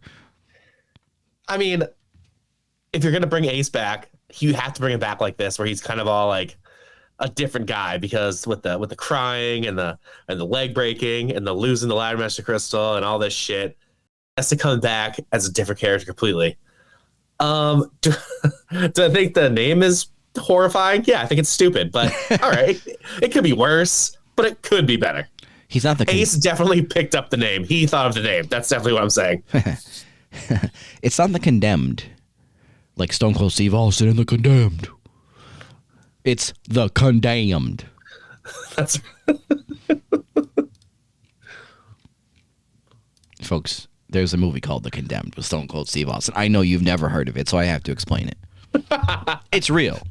It's not Nelson Mandela effect. It's real. It is real. All right, let's get into some condemned business. So episode 5. So we've had these wrestling titles of these episodes like Dusty Finish, Swerve, and episode 5 is called Who the Hell is the Condemned? So we open on the same DWL show, The Condemned disappears. Wild Bill gets in the ring, and this, folks, is where it gets a bit contrived, in my opinion. So Bill lets the crowd know that this mystery person's name is, in fact, the Condamned, not condemned. The crowd chants, "Condemned, condemned." And Eddie Earl on commentary says, "Tune in next week, folks, as we learn more about the Condemned." It's like, how, when something is unfolding before your very eyes, how could you possibly know what is going to happen next week, Mr. Commentator? How do you know we're going to learn more about the Condemned next week? Get him off. Get him off. Not cut him. Next week, he's not going to be on the commentary anymore. Yeah. Big mistake. So backstage, the DWL roster is pretty confused about who the Condemned is because he's very mysterious. So Big Jim chats with Ace in the back. He's glad to see Ace, back in the locker room. He talks about Ace becoming more involved in their friendship. He says that that's why he came back to wrestling, was to be Ace's friend and to wrestle with him. And, Ace needs to, stop trying to climb mountains and hit on lesbians who aren't interested and take care of his responsibilities. Maybe see his goddaughter, right? Yeah. So we got Tanya, a.k.a. El Dorado. She's chatting with Crystal before she moves on to the next town, next territory. She's out. Done. That's a wrap on El Dorado. Actually, I don't even know if that's really true. I think it is. But yeah, so she was just here for a quick shot. She's probably got to go to some tryout for the big promotion up north. Or maybe she's got to go down to, maybe they'll hint at another. I think they did hint at, they said something about Ring of Honor in one of these episodes. I didn't write it down, but I know that they talked about that at one point. But anyways, so that's it for Tanya, El Dorado. But we see some more folks here later on. The Condemned. He walks out the back door, and little kids are lined up to see him, and people start crowding around him for autographs as the Condemned gets into Ace's car. So all these people that crowd around for autographs, I mean, if you run that license plate, you're going to know who the Condemned is. And they will run that license plate. Because he just got in Ace's car and drove off. So Gully is there. He's in the office yelling at Jack that he didn't know about the Condemned. So another pretty high-level monologue from Mike O'Malley here about how it was bullshit for him to be left in the dark about Ace's new character. And he says that Jack could have called him and told him about the big angle. I mean, I think this makes perfect sense. This is a completely logical position to have here from Charlie Gully. Yes, I'm gonna ask you a question now before we break out go for more of the rundown. But real quick, do you think that normal folks who don't watch wrestling actually think that Gully is like a bad guy, or is he like the most reasonable guy there is in the whole show?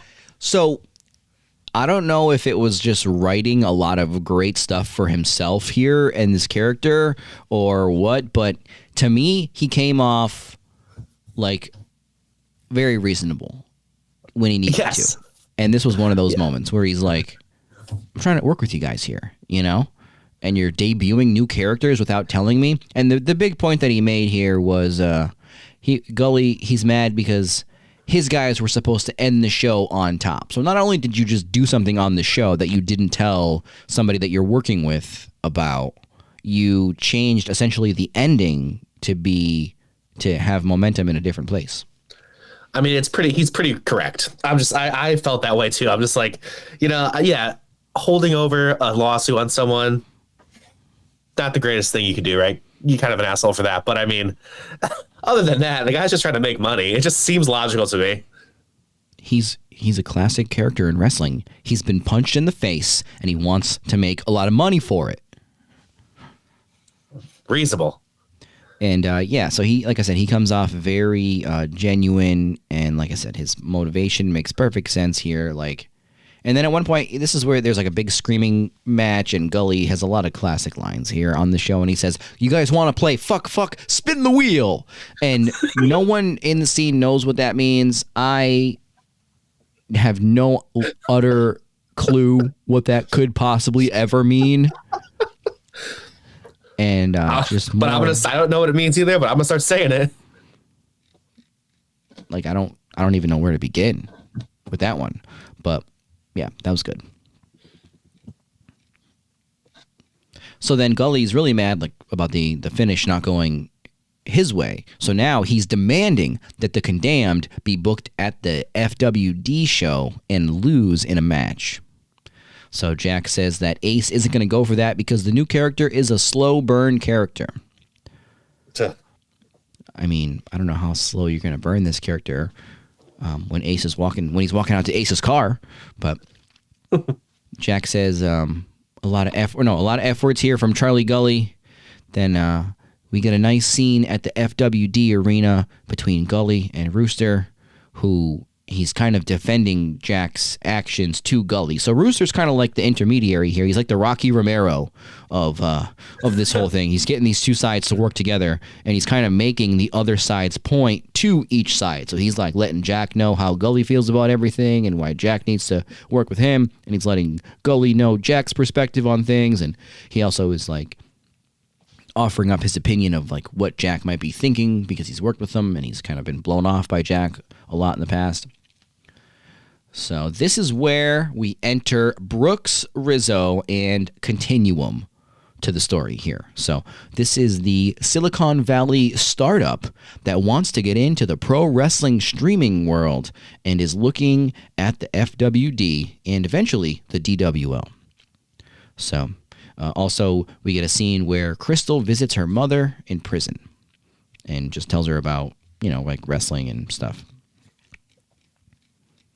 Jack presents the idea to Ace for the Condemned to lose at the next FWD show, and Ace does not want to do that. Fair. So, back on the pod, Diego and Bill have a fight because Diego is feeling like he's just being Wild Bill's young boy here, and he doesn't really feel an equitable share in their partnership, So Bill realizes that, and he changes the name of the podcast to the Wild Bill and Diego Cottonmouth podcast. I didn't think he was going to do it, but what a guy. So, everyone's learning and growing in this season. Okay. Yeah. So Stacy asks Willie about paying the county tax assessor in cash, which she noticed. So this opens up the whole thread of Willie showing Stacy all of the ways that the DWL is just scraping by, holdover tactics from King Tom being just utterly broke. So we'll get more to that. Jack and Ace work out a way for Ace to show up at the Florida Wrestling Dystopia show as the Condemned. They come up with the idea for a brief appearance from the Condemned, and then Crystal is going to go along with them to wrestle in a match. So down to Florida they go.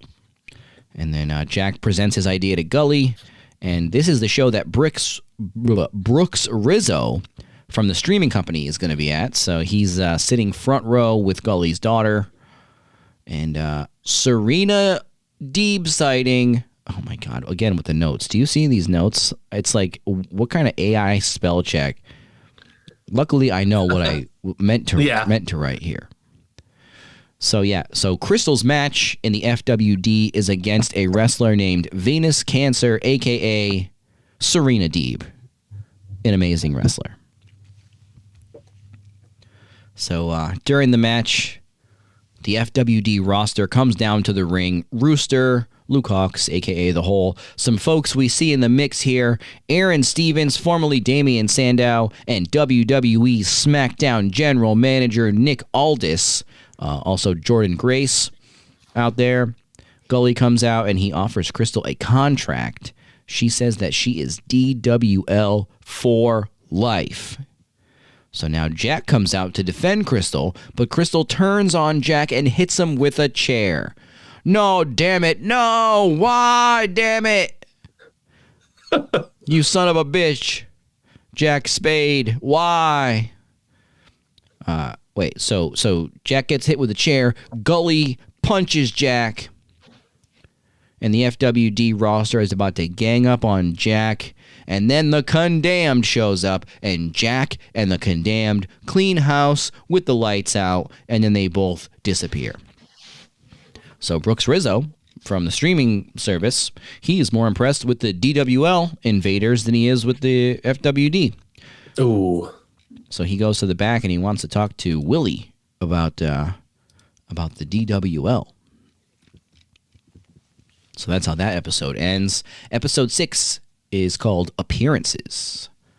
So we got a flashback to young Tom, Bill, and Willie back in the mid-90s in the Duffy Dome, talking about how they are going to Atlanta to meet Ted Turner about joining up with the WCW. Ooh. What'd you think of these flashbacks, Chris? They were awesome. One of the best, my favorite parts of the show.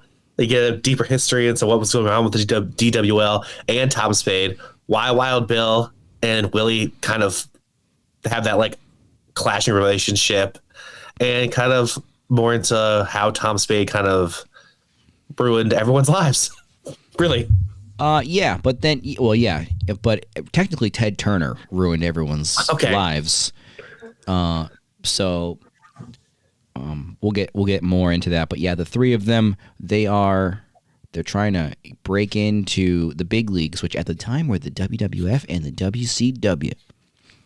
Ted Turner, CNN Tower, Atlanta, Georgia, TBS, Superstation, wrestling, cartoons, dinner and a movie. Yeah, movies for guys who like movies. 6:05 Eastern. So the back in present day, the DWL crew meets with Brooks Rizzo. Then in the past, we got young Tom. He goes to the CNN Tower to meet with billionaire Ted, and he gets stood up. No meeting. He's in there in the lobby of Mr. Ted Turner's office, and then the receptionist has to let him know that, unfortunately, even though you've been waiting here, Ted Turner is too busy for your ass, and you gotta get the fuck out of here. No, she says, like, you know, he can't meet right now. He's too busy trying to kick Vince McMahon's butt in the ratings. Mm-hmm. He's hiring Eric Bischoff as we speak to run WCW and get a show on Monday nights. I wonder what was on TNT before Monday Nitro. Great question. I actually don't want to know. I don't care. Thunder in Paradise. So present day, Wild Bill, he's teaching a class to the DWL roster that was pretty informative and enlightening about the motivations of a pro wrestler in general, about performing. And I took a lot from that scene here about just, why do we do what we do? Nobody asks us to do this. We have to try to draw people in, you know? Mm-hmm. So Gully, he wants to sign Crystal to the FWD after seeing the viewership metrics for her match spike. I mean, what is up with Gully and numbers and metrics? Who is he? Brandon Thurston over here? What is this, WrestleNomics? Charlie Gully. He's all about the numbers. But here's another real thing that happens. Like whenever these crossovers happen, you know, one company is going to want to sign someone else from the other company and kind of steal them away. Right. It can't happen any other way. Yeah, there's no other way there can't be. You know, whether it's Super Brawl or Joe Hendry showing up in NXT. Uh-huh. It's all the same story. Yep. So, like I said, Gully wants to sign Crystal to Dystopia. He's trying to get Willie to help him recruit Crystal. So then we cut back to young Tom and young Willie in the office. Tom tells Willie that WCW only wants Tom Spade, not Bill. So then he basically tells Willie that he will get them into WCW when he can, but not right away. So they're not going to be going as a group. So Tom waits again for billionaire Ted outside of his office in Atlanta. I don't know why I've been writing Atlanta here in my notes. They went to Atlanta. Yeah, like what? So he gets stiffed again by this clown Ted Turner, and he's had enough. So Tom raises his voice in the office and shows some of his displeasure, and he says that this is some goddamn bullshit. He crashes out and he says, "Fuck Ted Turner." Yeah, that's right. So he gets back to Duffy and he tells Willie and Bill that he didn't meet Ted Turner. He and Bill argue about it, and he tells Bill that he wants Willie to become his valet from now on, and that they're going to go to the WWF and help take Ted Turner down because Ted Turner messed with the wrong, authentic, good old boy. Ooh. Maybe. I don't know. We'll see. How'd that play out? How's your territory, pal? So present day, Wild Bill, he's pouring his heart out to Willie about all of this stuff from the past, and he says that he kind of has this epiphany about the fact that Willie and Tom going away changed the entire direction of Bill's life. So he really came out on the bad end of that one emotionally, and he says some other stuff about just, the things that people do to each other. And Willie is indifferent per usual. She don't give a F. So cut to modern day. Okay, so modern-ish day. King Tom and Carol. So this is obviously before the suicide. Tom and Carol, they're sitting in the kitchen talking about how the kids used to run around the house, and then Tom goes into this stressful spiral about not being able to pay the mortgage and losing the DWL. Carol basically tells him that this isn't what she wanted to get out of life, and that if Tom can't turn things around, she might leave him. Lovely woman. Yep. You're down on your luck. Let me just throw some more on that pile here and say that if you don't, let's just raise the stakes a little bit and your life decisions and say that if you don't turn your life around, I might leave you. Then you might have even less. How about that? You're mad about how little you have. How about less? You want your life to get a little bit worse? So Tom goes to a movie set where Bill is filming a TV movie where he's playing an angel. So he plays an angel that bangs people in heaven, and it's really like one of those sappy, like weird romance television, cheesy, cringy movies. And you find out that Bill has got this like B movie acting career that he's getting paid a lot of money to be in stuff. Well, as we know, King Tom is dirt poor and on the brink every day here with his finances. So they meet up, and Tom King Spade he's kind of beating around the bush that he's there to ask Bill for money once again. Bill kind of tells him that, over time, Tom has borrowed over $400,000 from Wild Bill. And so the story here is that Bill ended up rich and successful, and Tom ended up down and out and always asking Bill for money. So like in the beginning when they were younger, you see it looks like Wild Bill is the one who is getting screwed. He's getting the shit end of the stick. And then, he's the one that ended up with the wealth, while Tom had a family and a family life. And as you can see, Wild Bill, as he's older, has pretty much nothing. But obviously, Tom killed himself, so he doesn't have anything either. Yes. But yeah, so it's an interesting juxtaposition here of their young lives versus their old lives. Like, who really made out? Who was the real winner? Turns out it was neither of them because they're wrestlers. Very true. And one of these two outcomes is all but guaranteed for folks, at least, of their generation here in wrestling. So, like I said, the two men argue about how Tom had a family, Bill had a successful wrestling career. Bill intimates that when Tom and Willie kicked him to the curb, that's when he became selfish and thus successful. So Tom asks Bill also not to tell anybody about all the money that he's borrowed. Mm-hmm. So present day, we get Jack. he leaves the meeting. So Brooks Rizzo went to Duffy to have a meeting with Jack. It was this big, important thing. And they were also doing cuts of, the meeting of when they were going to, back in the day, when they were going to meet with WCW to now the DWL, like Jack and Willie, or Jack and Stacy essentially are meeting with a streaming partner, potentially. So there was that whole dynamic there. So the episode ends flashing back to Wild Bill in his trailer on the movie set. And the episode ends with Carol calling Bill to inform him of Tom's suicide. And Carol even guilt trips Bill for never helping Tom. Just great here. Just great. And Bill keeps his word to Tom. Yeah. And doesn't tell Carol about all the money he's given him. This is what it locked in for me about Bill being the best character around. Right.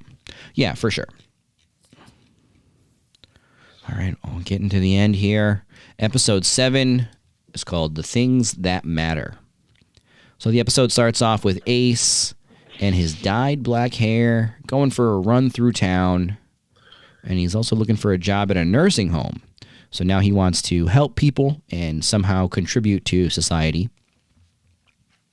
So Willie is fighting with her husband again, who has, at this point, had it with her. And who wouldn't? She is bottling things up to a degree that it is negatively impacting her home life. All of this Bill being back in her life, drama, bringing everything to the forefront, her not knowing how to deal with it. Psh. Figure your life out, lady. God. So yeah, at the Duffy Dome, a big light rig is getting set up to church the place up for the FWD crossover show. So now the Duffy Dome is looking like modern day, technologically sound, as opposed to just a dumpy old warehouse. Mill, yeah. Gully. He's chatting with Jack again about how this is not a drama script, it's a wrestling show. Lots of FUs. F you, F you, F you, fuck you, fuck you. Just like in wrestling. He's like, really? You're going to say fuck you to me again? Over in Hollywood, Brooks Rizzo is talking with his fellow streaming executive, Jennifer Lucier, smartening her up on this wrestling feud that he discovered.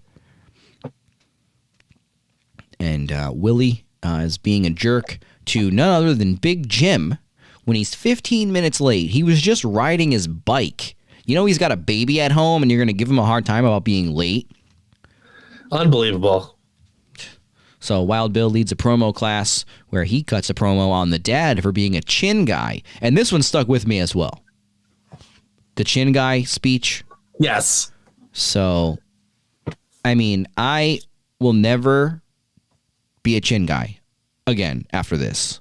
I realized in the past I've probably done it before.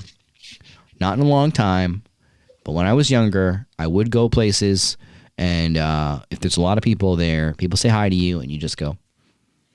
Mm-hmm. And I'll never do that again after this. Thanks, Wild Bill. You're really slacking off if you're a chin guy. He's got a point. Go watch. Hit hard. Good promo. Go watch the promo, folks. That's right. So this whole promo by Wild Bill was igniting Big Jim to cut a promo on Shocker being away from his baby. That's right, folks. I'm over here away from my child. Wait a minute. Big Jim has a child? He's got a kid. Just kidding. He's got a baby at home. So good practice here for the roster to get some emotion into their promos. Don't just be a chin guy, damn it. So Jen Lucier from Continuum, she wants to come visit the DWL and the FWD. Bill and Willie, they kind of hash things out with all of their unresolved past issues after having a conversation outside of the Duffy Dome. And Bill rides away on a bicycle, which is just... It was really funny. I don't know why. Hilarious. It made me laugh so much. So the DWL roster, they're getting ready to have a family-style dinner in the Duffy Dome to try to impress Jen Lucier. So she's traveling all the way there. They made this place look like somebody's baby shower was going on in the ring. So they dress up the dome with lights and decorations and dishes and a big highlight video. They spend all this time talking about why they love wrestling and why they love the DWL and coming up with this video as almost like a trailer or a sizzle reel for their new video screen. And Stacy tells Jack that he has really given people a renewed sense of purpose with all this stuff and a place to try to ply their trade with the resurgence here of the DWL. So Jen Lucier is actually at a way better party, guys. She is at a party with a pool. Unlike this party, she is at Charlie Gully's house. So this party makes the DWL party look like a PTO fundraiser, and I wouldn't want to leave it either.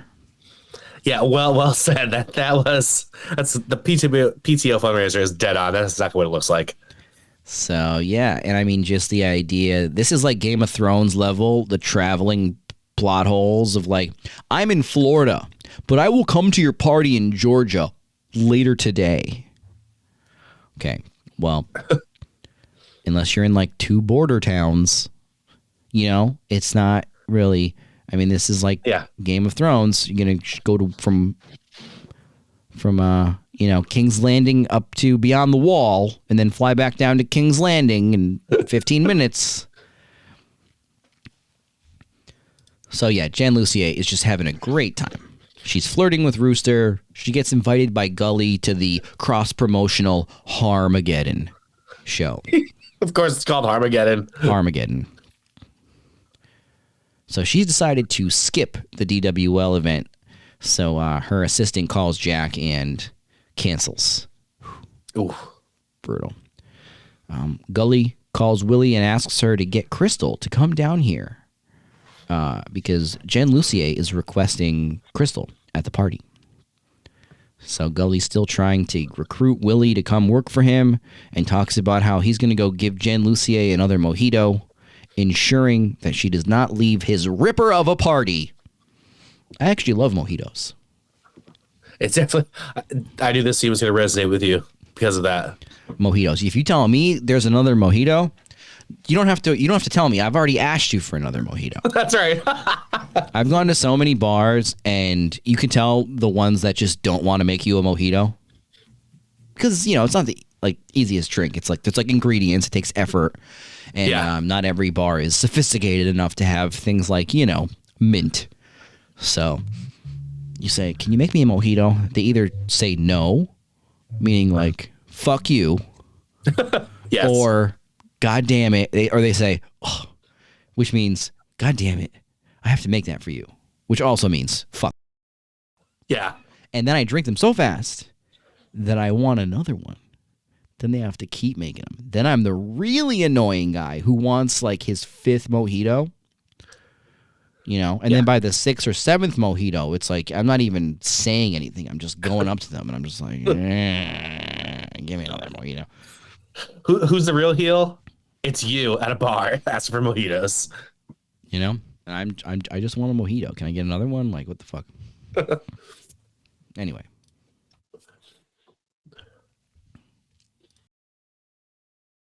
So Jack tells the roster the news, and Wild Bill quotes some more scripture.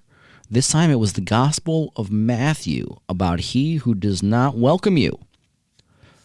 You can obviously, all of us listening can just finish that in our head. We don't have to, So they play the DWL promo that they all worked so hard on in the Dome just for the people who did decide to show up. Great video, I thought. They all jump off the top rope in the video. It was great. So Stacy gets home and reveals the truth she's uncovered about the DWL from going through all the paperwork and digging around.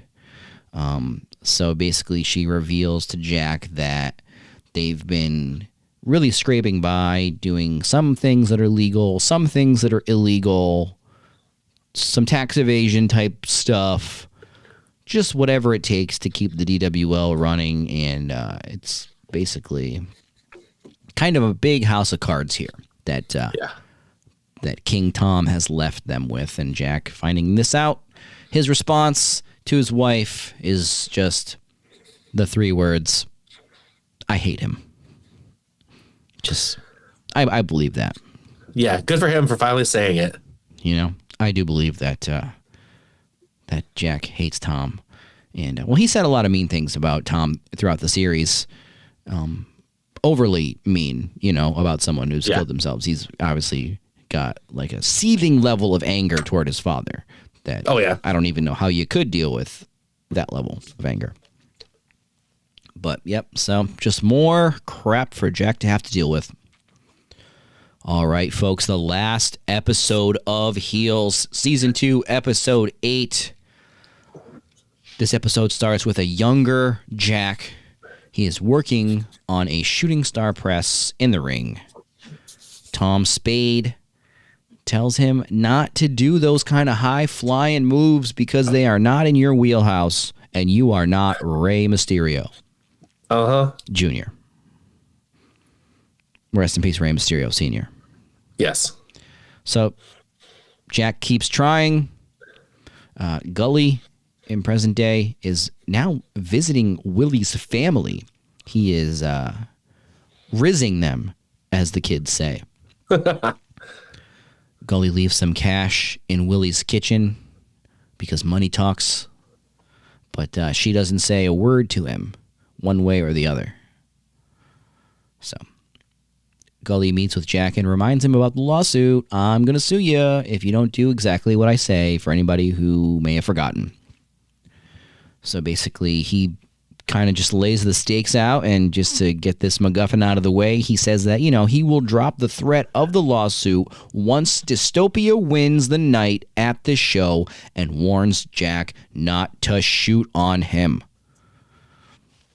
Wow. So we're raising the stakes here. Yeah. This is like Hulk Hogan when he said that he wasn't sure if Andre the Giant was actually going to let him win at WrestleMania 3. Same drama. Except this is actually more real than that story that Hulk Hogan told. That's a good point. Because these men actually uttered these words, albeit on a fictional show. They actually said these lines, unlike the fake Hulk Hogan story that emerged from his brain. All right, folks, it is showtime. The last wrestling show thus far on the series Heels. Big crowd. Holy shit, this is a huge crowd. What kind of crowd is this? This is like the crowd at the fireworks at Magic Kingdom every night outside the DWL, the Duffy Dome. Yes. I mean, there are just so many thousands of people. Coming up from the Dystopia, Florida. They're all residents of Dystopia, Florida. If you show your ID that shows you're a resident, you get in free. So, like I said, this is officially the last DWL show. Everyone is getting ready. Jack thanks Ace for going back into battle with him. Crystal hugs Willie and tells Bobby she loves him. So, there we go, folks. Some positivity here. Yes. Jen Lucier is in the building. She's chatting with the Spades and the Gullies. Those larger Caucasian men, the Gullies from Florida. Bill, he's in the office with Jack, and he just literally sums up the last few months with Jack. He reminds Jack that everything that got them to where they are now has been because of a shoot. He says that their fate is written in the stars. They just need to stick to the script. So it's funny how this show has been all about whether or not people are sticking to the script of a pro wrestling performance. And while it does seem dramatized and a bit manufactured, the idea that we're constantly going to harp on whether or not things are a shoot, that's actually how wrestling has been throughout its entire history, right? Yes. Mm-hmm. So even lately, it's less about are these two men really angry at each other, and it's more about just like the layered backstage politics being a shoot or a work, and are they tricking us by tricking us by tricking us by tricking us, And it gets so involved that some people would not accept reality and will never accept reality because they're always hanging on to that idea that this is all just some elaborate wrestling storyline. Yeah. But anyways, so Bill tells Jack to go out there and wrestle. And he thanks Jack for giving him a family. Oh, that's right. A family. Ooh. See, if you remember, Tom had the family, remember? And Bill didn't. Now he has a family. Tom has nothing. Well, now he doesn't. But remember, that's what yeah, you're right. All right. So, folks, we got some results here from the DWL FWD cross-promotional Harmageddon show. So, Crystal versus El Dorado. Crystal is a heel now. All of this confuses Jen Lucier. So, Crystal pins El after a Spanish fly off the top rope. Eddie Earl's never seen one of these moves before. Hey, he's just a small pawn shop owner. All of his pawn shop days, he's never seen a Spanish fly. So, the Hole and somebody versus Wild Bill and Diego Cottonmouth, who win. Love the tag team of Wild Bill and Diego Cottonmouth. I want some tag straps in the DWL, and I want them to win it. I'm just realizing they don't have tag team titles. Yeah. Well, they only have like 9 people on the roster, so that'd be confusing, but let's bring some more people in. I don't think they even have 9, so. So, next up is Rooster versus The Condemned. The Condemned appears on the top corner behind Gully and leaps into the ring for the last man standing match, okay, with Rooster. So, last man standing, folks, that means no rules. The FWD roster comes out, and they string up the Condemned in the ropes. Gully has the mic. He gives Rooster the bat to finish off the Condemned, and Crystal stops Rooster. Rooster tells Gully that he doesn't want to win this way, and he's done taking his blood money. Ooh. Okay. Crystal and Rooster, they walk out, and then Jack hits the ring, clears the ring, and then he announces that he has turned on the folks of Duffy and is now partners with Charlie Gully, the sleaziest heel turn imaginable, just executed here by Jack and Charlie Gully. Jack cuts a promo on the DWL while the Condemned is strung up in the ropes, and he says that he sold the DWL to Gully. Jen Lucier is very confused on the outside, and at this point, I am as well. Not necessarily about what I'm seeing, but about where this all would ever be going. Yeah. So, because so far, just to keep score, on this show, you've got a streaming company that wants to buy 2 small wrestling shows, and in storyline, one has bought the other while trying to poach talent, and yeah, where's this going to go? So, yes, Jen Lucier very confused, as am I, and Jack says that the last man standing match is now between him and the Condemned, who he outs as being Ace. He doxes him right there in the ring. I can't believe it. That's Ace Spade in a hoodie.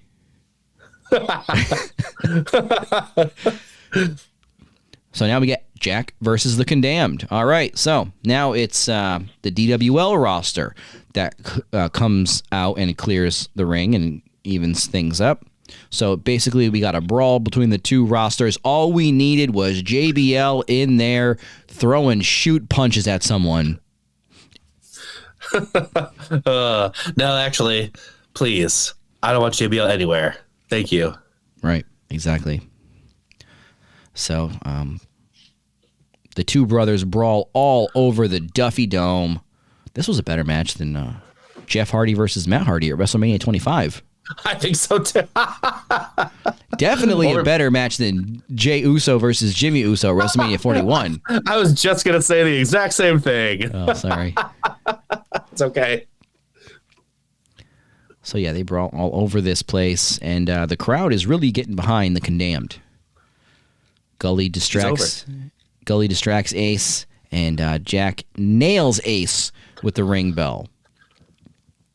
Jack jumps off the top of the entrance and jumps onto his brother through a table. Shades of New Jack.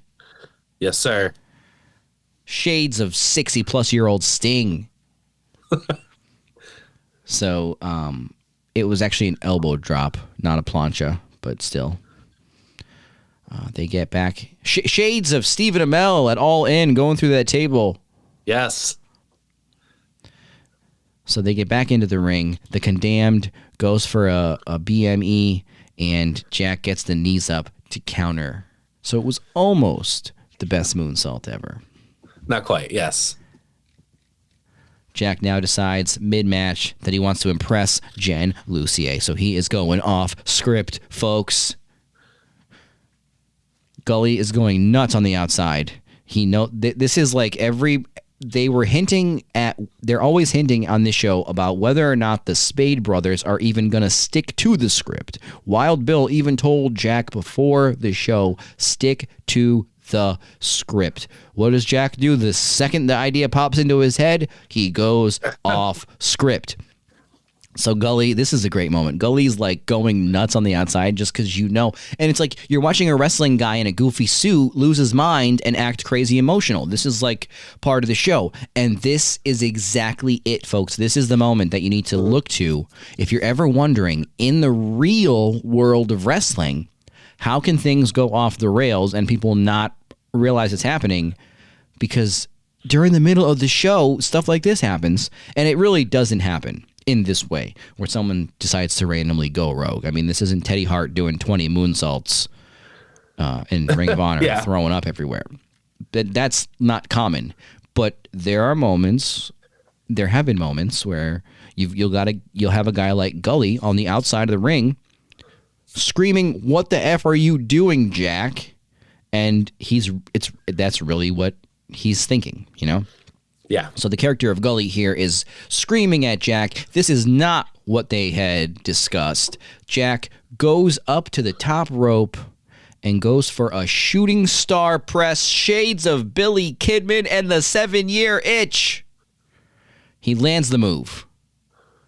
Apparently, Jack was written to win the match because, as Charlie Gully said, his team needs to be on top at the end of the night. Jack turning on the DWL, Jack now being on Gully's team. So the plan here was that Jack was going to win the match for Charlie Gully.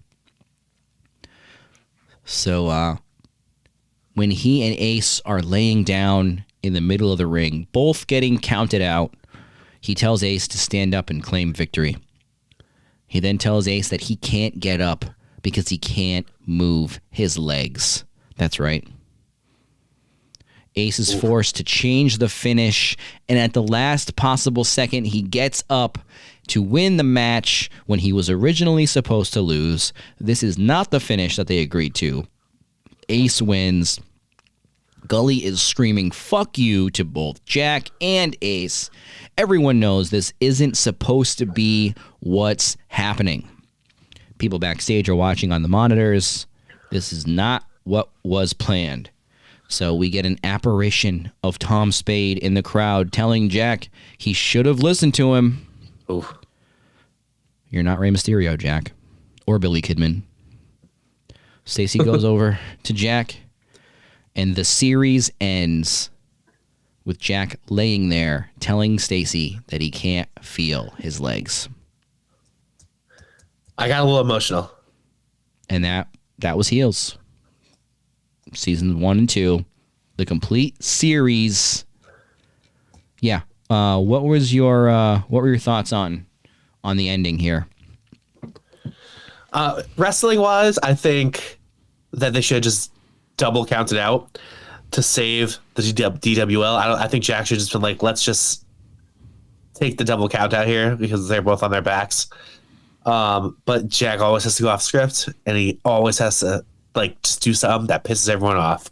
I also thought that he actually landed the shooting star press, so I don't really know how he broke his back or whatever, but maybe we'll find out. And maybe he'll get away with it because his back's actually broken, and maybe Charlie Gully will be like, okay, fine, I won't sue you yet. Well, I thought that it was definitely a non-ending, as far as it was not a conclusion to the story here. They wrapped up a lot of things, a lot of loose ends, Yeah. and stuff like that, but it was not. It left us with more questions than answers. I believe intentionally so, to give us something to look forward to with future seasons, even though the show was obviously not renewed by Stars for future seasons, and then it was picked up by Netflix. So we don't know if we'll ever get another series or more. I'm sorry, another season or more seasons of Heels. Obviously, that's clearly what they were planning here, was to go into a third season where we would, presumably find out what happened to Jack, whether he was permanently paralyzed or what. I don't know what else you can do to this guy, to be honest. I know. But yeah, definitely sort of a cliffhanger to end the series here. And, in a way, it was almost like the opposite of poetic, because Jack has been essentially listening to the teachings of his father his whole life. And that's got him problems. And then in this moment, he gets, you think back and they show Tom Spade giving him advice about wrestling, and he doesn't take that advice, and it ends up being detrimental. So what is he supposed to do? Is he supposed to listen to his father and just punch people when he's angry and bully people and be aggressive and not do flips? Or is he supposed to, be a grown adult? Yeah. And not do flips? I think the whole not doing flips piece of the puzzle is pretty sound advice, but the way they set this thing up, you would almost think where it's like, Jack, don't do flips. Jack does a flip and it saves the day. Yeah. Nope. It's like, Jack, you can listen to your dad about one thing. Everything else, no, but one thing, sure. I understand with there being characters that have multiple sides and no one is truly good or bad, but we are talking about heels and faces here. And is Jack Spade supposed to ultimately be a good person who overcomes his demons, essentially, which are his father and his mother?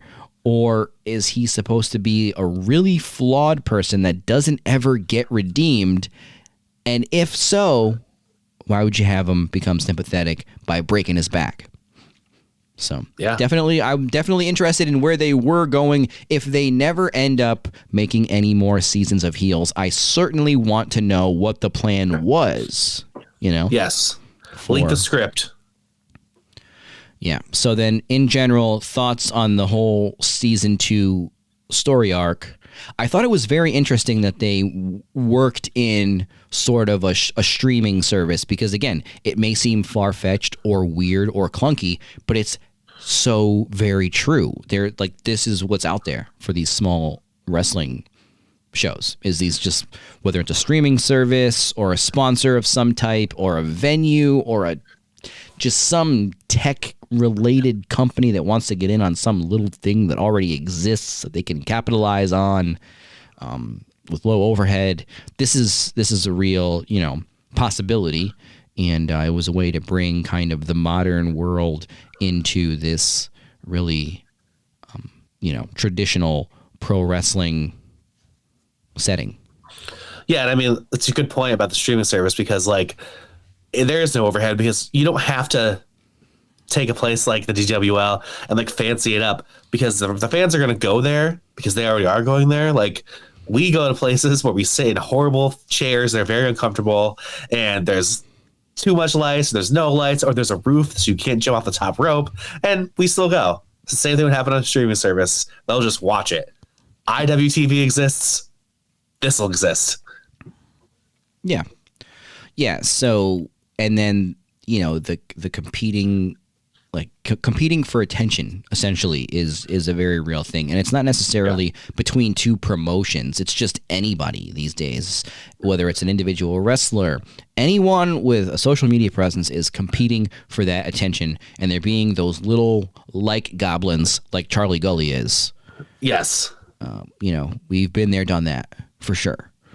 So we know what it's like I said, to be all amped up about posting a video outside of a show. But I think that, the character of Gully, again, it's the whole Shades of Grey thing where it's like Jack's not a good guy or a bad guy. Well, then neither is Charlie Gully, right? Maybe that's kind of the end result here, is that if Jack is not perfect, but he's not all bad, well, then maybe Charlie Gully, is not all bad either.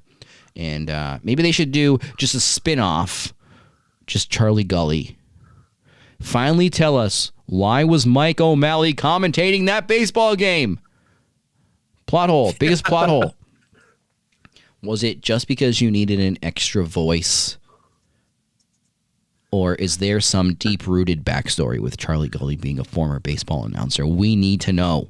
And I plan on asking the folks behind Heels that very pointed question if I ever come across any of them.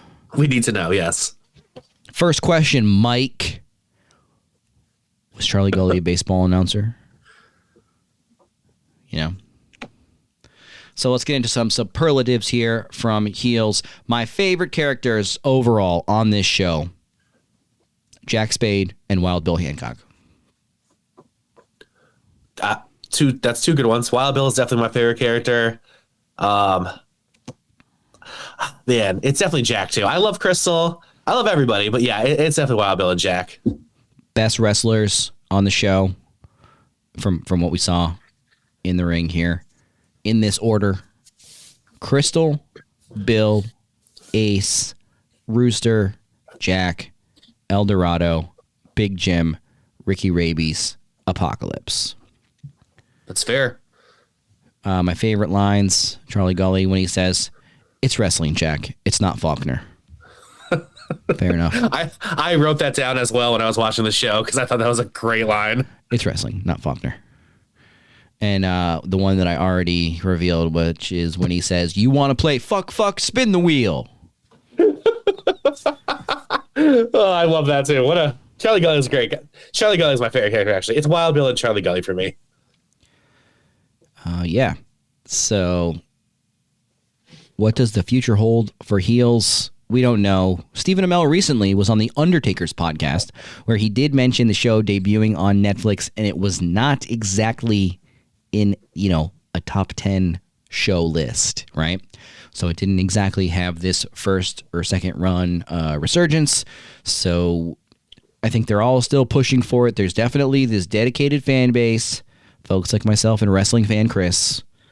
Definitely want to see more Heels. It's just a matter of if we can convince the suits in the office and the bean counters to fork over the money for more Heels. Yes, we need it. Because we definitely want to see more of the DWL roster and the good folks of Duffy, Georgia, don't we? Yes, please.